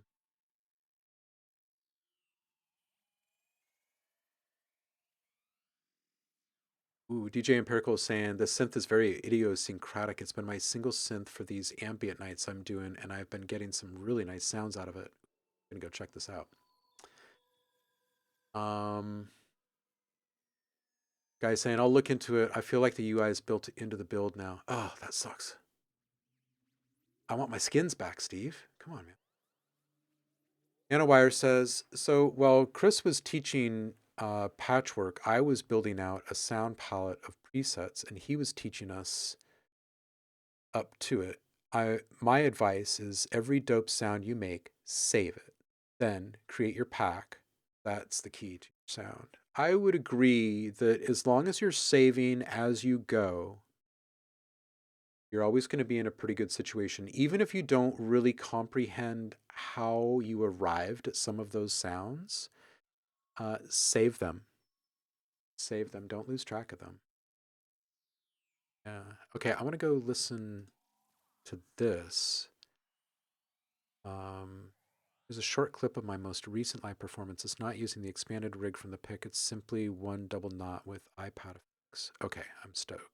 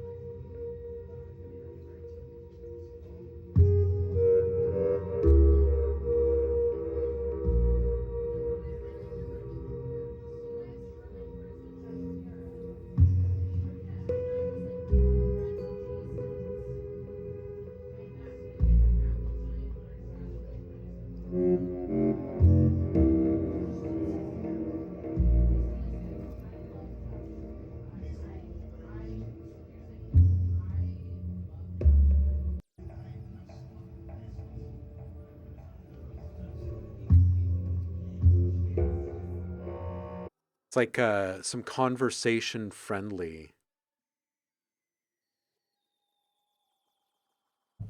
minimal ambient stuff there.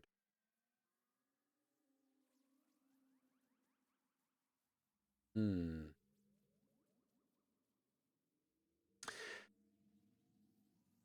Um,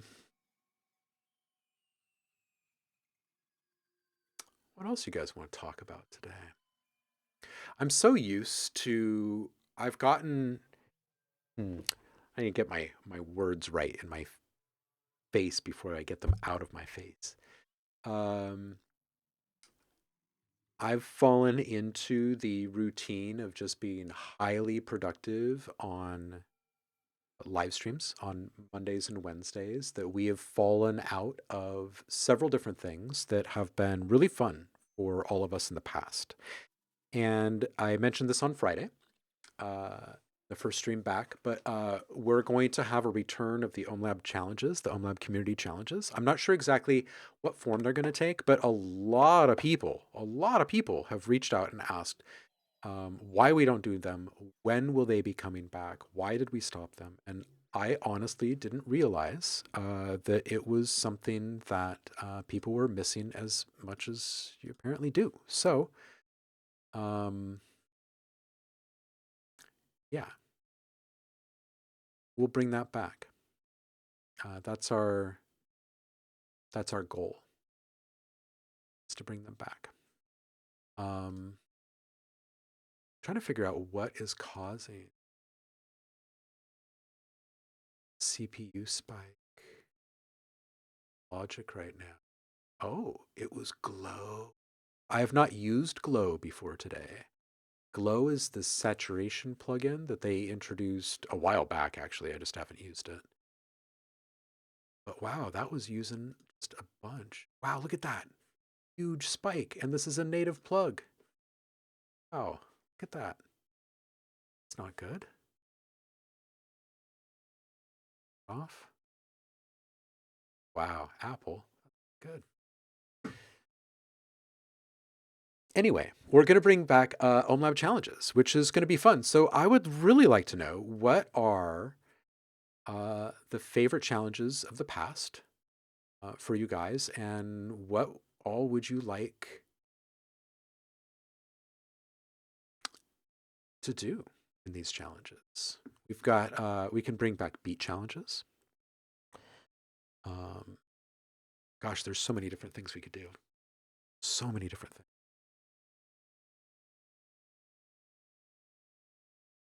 So many different things. I was thinking about maybe bringing in a little song, or maybe we'll add, what are some of the things that have been released most recently? Let's just go take.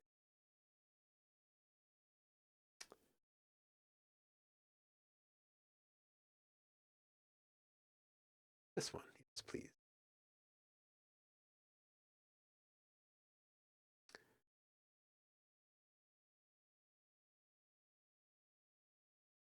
Do you guys forget what you've released over the years at all? What's that? My continual problem. There's plenty of stuff that I make and then I release it, and then I come back a few weeks later and I'm like, what is that?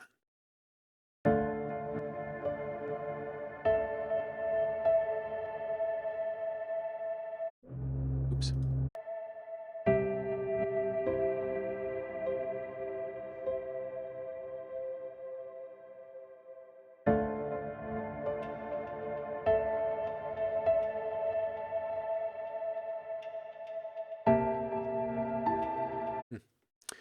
I guess. So yeah, let's talk challenges, you guys. So beat challenges were, they're always fairly popular. We've done sound design challenges where everyone has gotten a small sample of audio, and the challenge is to recreate that sound to the best of your ability using whatever kind of tool you want. We have had full music clip competitions where it's like make 30 seconds of music. We've done 4-bar beat challenges. We have done rescoring challenges where we give everyone the same like 30-second video clip of a popular movie, television show, or video game. And then everyone is tasked with putting new sound to it to kind of reinvent the moment. There's lots of different things that we could do, but it would be really nice to hear from you guys and know what exactly you like to do challenges if they're coming back. A DIY shimmer verb challenge. That would be so fun. Like how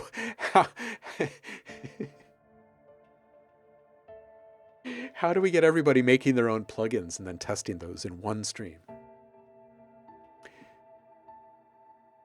Oh.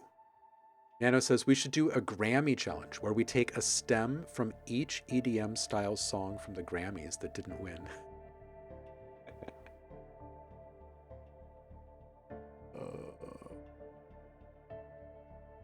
Wolfie! Wolf Asylum is here. How you doing, homie? We never see you in live streams. How are you? Hope you're doing all right over there. How are things down under? Paul says, oh man, I just found a collection of tracks from 2019 that will get part of a future Blippity Bloop theater. Ah. All right, what else was recently released? I'll put up some more stuff. We've got...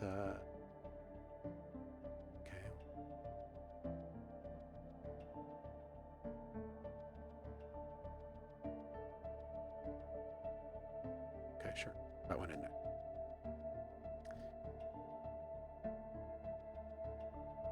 And then what? What else was...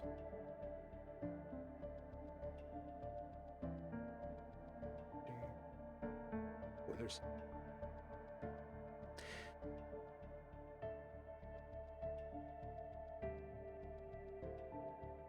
We never just sit and listen to my music.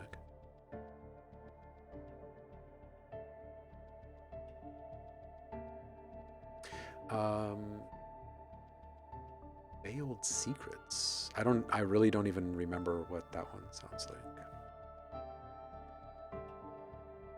I will go on these little tears where I'm like, oh, that's a good idea. I should chase down that idea. And then a couple hours later, I will take the 4 songs that I just made and I'll upload them, and I'll never really think about them after that. Which can be a problem sometimes.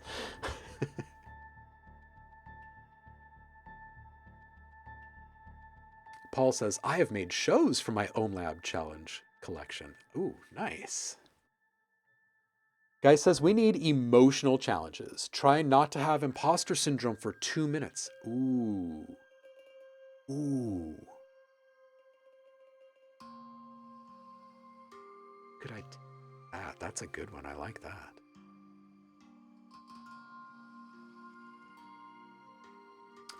Lo-fi house vibe. Sure, let's put the lo-fi house vibe in here too.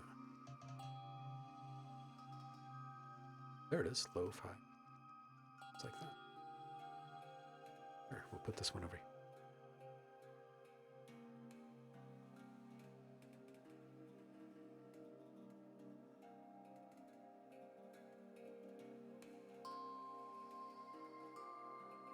Secrets, lo-fi axe, guitar, sand. Okay, let's put that one in here, and then we'll have some background music. Mysterious sand.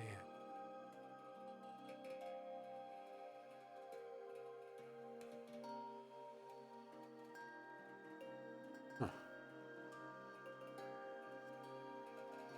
Weird that I wouldn't have it.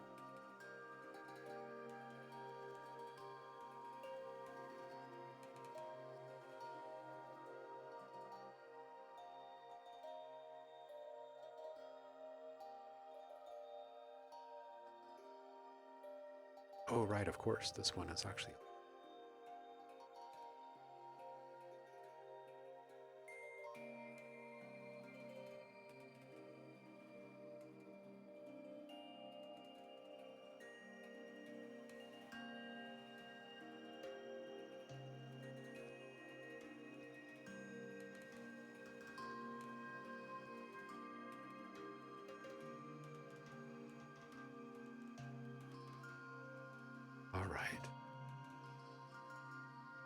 that a little background music cue now.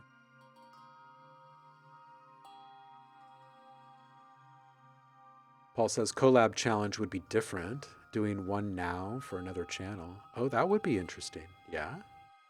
Try not to cry looking through your kick folder challenge. Miami shoe. Oh. Just woke up, huh? 7:45 a.m. Whew, yeah, that is bright and early over there, huh? Hey, I would like to show you guys this. For those who didn't see it on the Discord, I shared this the other day. Where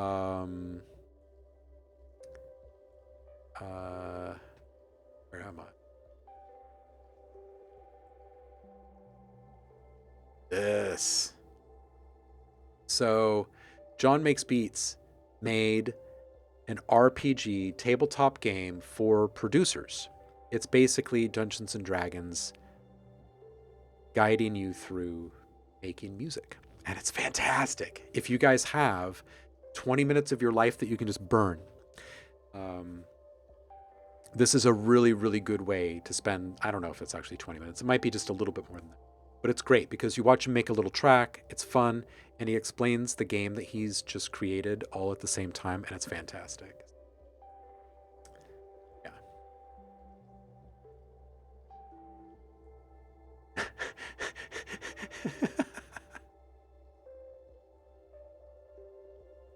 Oh, Josh. Yeah, just a hi-hat loop.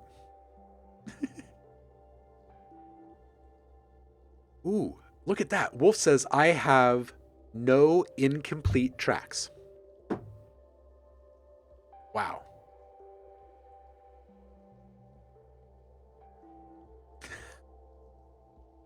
Sonic State says, I tried recording me singing. Turns out I can't. So that's that. There you go. There you go. And now you know for sure for the rest of your life. Now you know. You'll never actually have to wonder anymore. So who wants to sing on Sonicscape's new track? They're looking for a male vocalist. And they're looking for a collab. So what are we going to do for these challenges, you guys? Here's some ideas that I've had. I'm fine with going back and doing old types of challenges that we've done before because they've always been fun. I think they've always been fun. But I do think that sample transformation challenges are just fun and they're timeless. And I think that there's something that everyone can get involved in, even if they're new to mangling sounds and twisting knobs and stuff. So sample flipping. Paul mentioned collab. One of the ideas that I had was actually a collab idea. And it would take, I've put forward this idea in 2 different forms in the past. Maybe one of them will strike people's fancy this time. One idea is I make something and then I kick it out to all of you and see how you finish that thought, whether it's you're putting something over the top of it or you're taking and continuing on with that little phrase or whatever it is. The other version of the collab, it's like an old school puff, puff, pass. It's like, okay, we're all going to pass to the left, right? So, someone puts down a kick and sends the file to me. I put down a snare. I send the file to Roku. Roku puts down some hats. Roku sends the file to Josh, and Josh puts down some keys, and he sends it to who, right? And then we see what we have at the end. And then you can work in rounds. So you can have someone else start a kick file and then pass that to the left. And then, so in other words, in one live stream challenge, you might have the opportunity to put down something on a couple or maybe even a few different outcomes. So if we went in that direction, where everyone is compiling things together, it's probably not the type of community challenge where we're all vying for some prize, right? But the other types of challenges are fairly individual, where an individual or a couple of people could work on something together and end up with a prize, right? So I am open. I am wide open to suggestions and ideas. And I think I'll probably start a little thread in the Discord for this, and we'll just have to keep pointing people to it to get input for it. Or I guess we could make a little room for it. I need to delete like half the rooms that are in the server, so we just don't use them. But we can put one in there for just challenges, for just challenge ideas, maybe.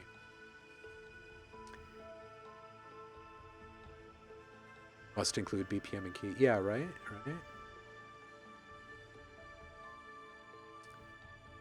Yeah, exactly, Josh. So there's a few different ideas, and some of these are things that I've like done in classrooms with people, over the years, or some of them are just ways to keep production teams happy, right? By doing little challenges off to the side in between crushing briefs, and being productive all day long, every single day.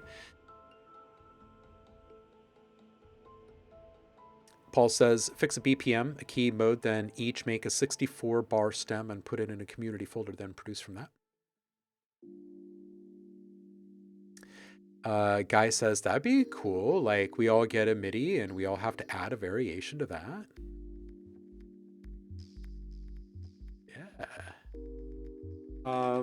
Yeah. Like I'm totally wide open to all these ideas. So let's I'll put something in the Discord. We'll start putting ideas in there, and we'll aim for maybe having our first challenge by the end of this month or something like that, and try to make them a fairly regular thing.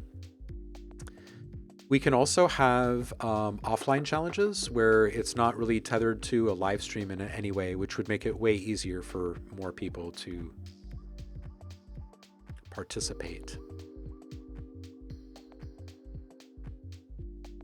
I'm going to think through this.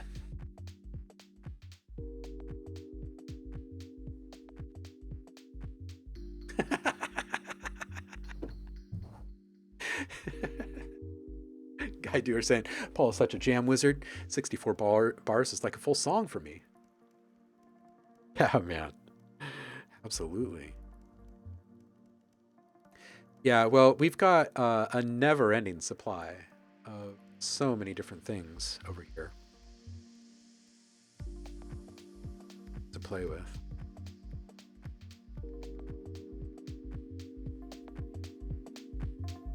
I think each one of these tracks that I put in here is incredibly different from the next. Well, I guess these two are both ambient.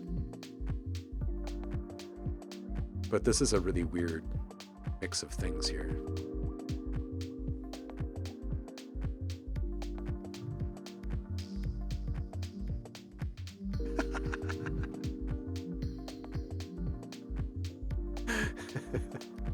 Drum circle.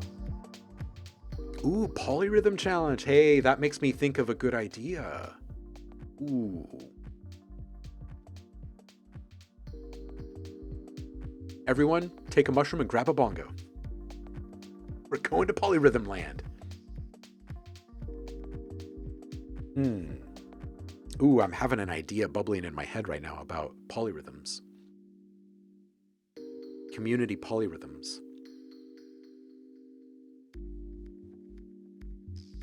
Okay, so one other thing that I've gotten a couple of requests for, and not like a huge amount, and it is related to one that I actually have gotten lots of messages about, which is community produced stuff. I kind of wanted to want to take your temperature basically on this one. I want to know how you guys are actually feeling about this, because this has gone a couple of different ways in the past. One, which has been incredibly popular, and I'm totally fine with bringing this one back too. When I release a new sound pack or library of some kind, a demo track has to be made. Well, in the past, I've opened that up for people in the community to put forth submissions for demo tracks. And I've been kicking around the idea of bringing back community demos again. And what this would mean is that instead of just a single track on a sound pack for preview, you would have a playlist where there would be one official demo track, but then there would also be alt demo tracks that have been submitted by real users of that sound pack. So The benefits of participating in a challenge like that is a sound pack. Hey, you get a sound pack, usually way before anybody else. The downside of a challenge like this is that it's fairly limited. Only a handful of people get to do it each time. So there's that. There's that community production. And then there's the other type, where for those who have been following the OhmLab project for the last 20 years, you've probably been aware of the ephemeral packs. I used to produce a great number of ephemeral packs, which means they are released out into the wild and then at some point they disappear. So you kind of have to make a choice when a pack is released. Should I get this? Because I might not have another chance to get it or it disappears. So why in the world would I ever do something so stupid? Because I thought at one point in time anyway, that fleeting sounds might be kind of cool, because sound packs that have been around for a long time means that a lot of people have those sound packs, and that means a lot of people end up using those sounds, and that can be kind of problematic for some people. So,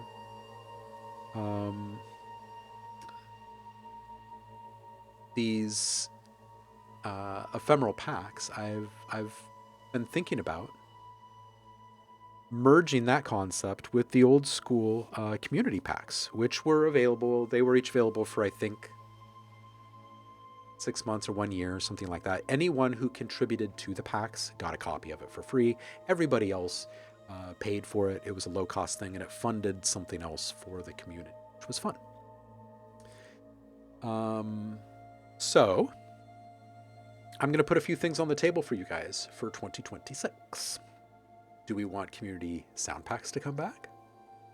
Do you want the opportunity to make an official or alt-official demo for OhmLab Sound Pack?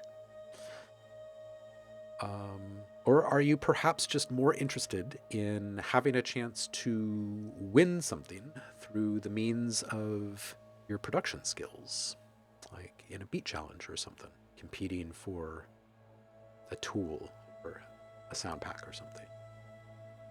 Bother Olivia at work challenge. Yes! We're going to find out what her direct number is there.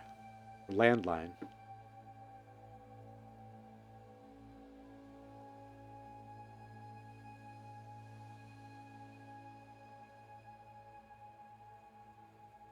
Motion to change polyrhythm to Paul rhythm. Paul, take care, homie. Be good to yourself out there. Paul says, always happy for a dialogue rip pack. So much mileage from them. Yeah, I owe you guys a dialogue pack, and I also owe you guys a watch party.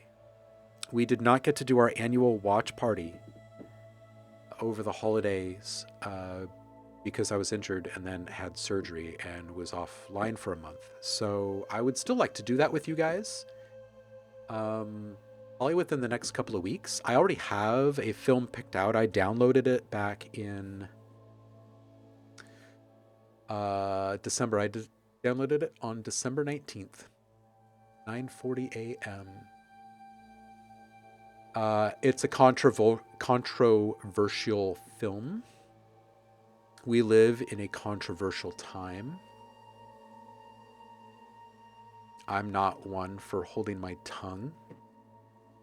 I don't like cowing down or bowing down or cowering or feeling like my voice is taken away in any way. I'm gonna watch something a little bit on the edge together when we have our watch party this year. And then I will chop up all the samples like I've always done, and I will get you guys those samples.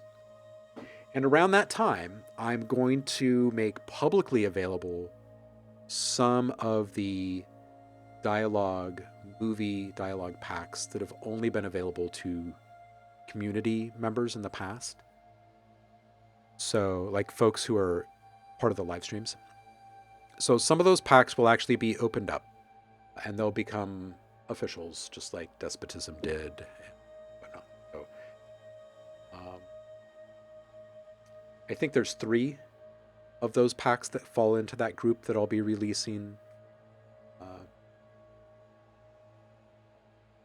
Santa Claus Conquers the Martians, Gas,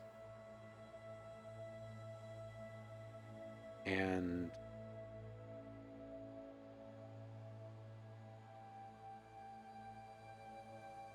the Weed movie. What's it called?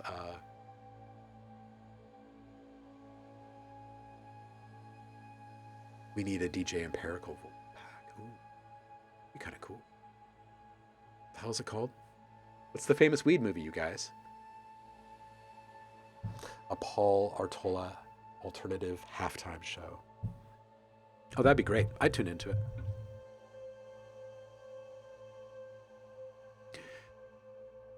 He's going to need to have a slogan if he's wanting to build a big cult. Reefer Madness, thank you. Thank you. Me forgetting the name of this film has absolutely nothing to do with reefer consumption. I swear.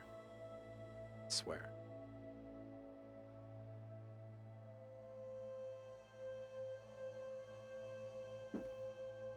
It's actually kind of nice to kick back and listen to a couple of my things. I might put another one in here. Why not? What was next in there? Abandoned, mysterious sound. Okay, yeah. Yeah.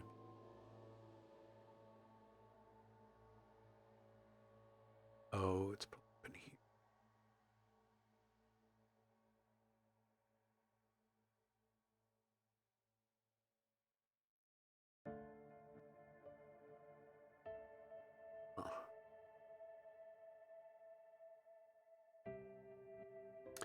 Oh, I think it's.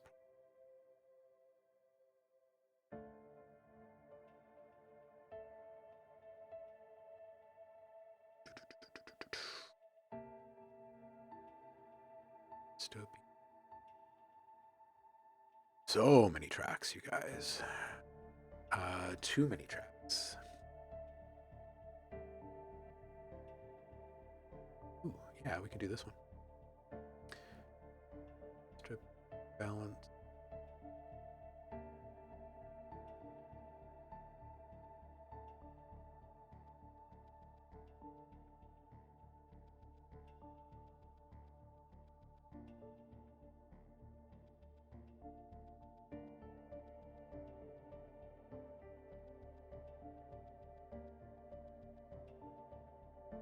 Jump ahead.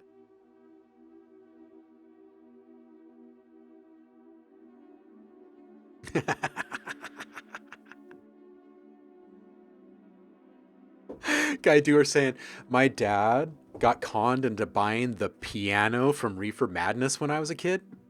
It wasn't the piano. He still bought it. That's hilarious.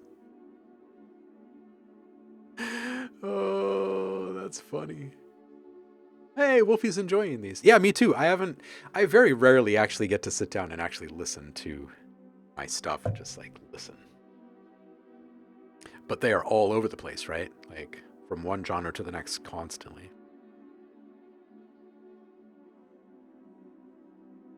I feel like I am getting close to my sitting limit for the day. I'm not just learning how to sit. I've actually just recently had surgery, for those that are wondering. But I can only sit for a few minutes.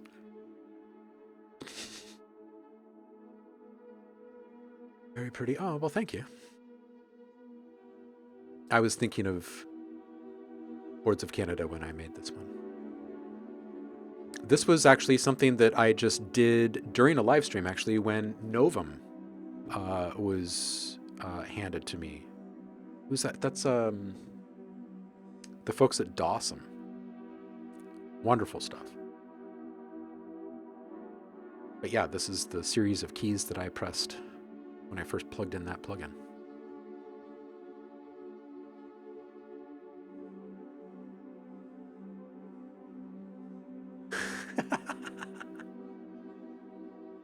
Isn't that funny, Wolfie?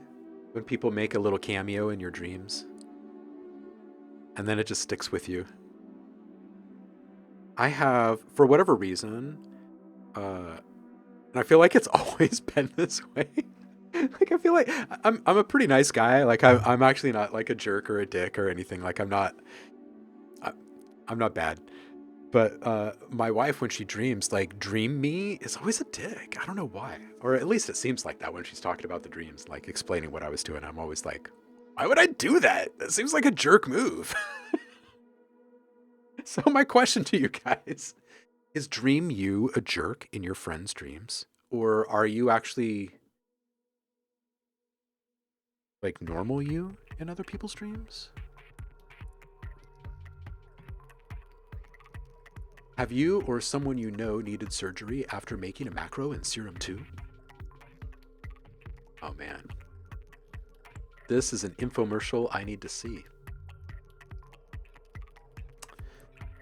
All right, so Guy Doer, you're going to check and see if it's potentially possible for me to have an incomplete skin for Serum 2.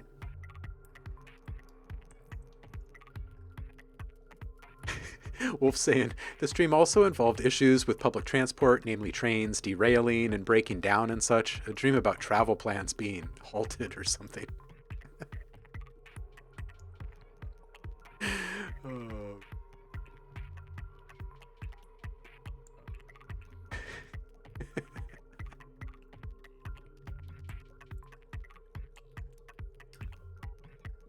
Oh man. All right, I am gonna come over here. I'm gonna kick the old Twitch box and see who's streaming.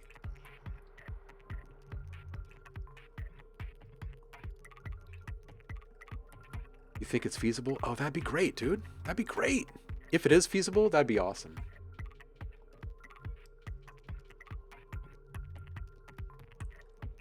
Wolfie saying, my poor brain. Just stop thinking, dude. You don't need to think. Stop thinking.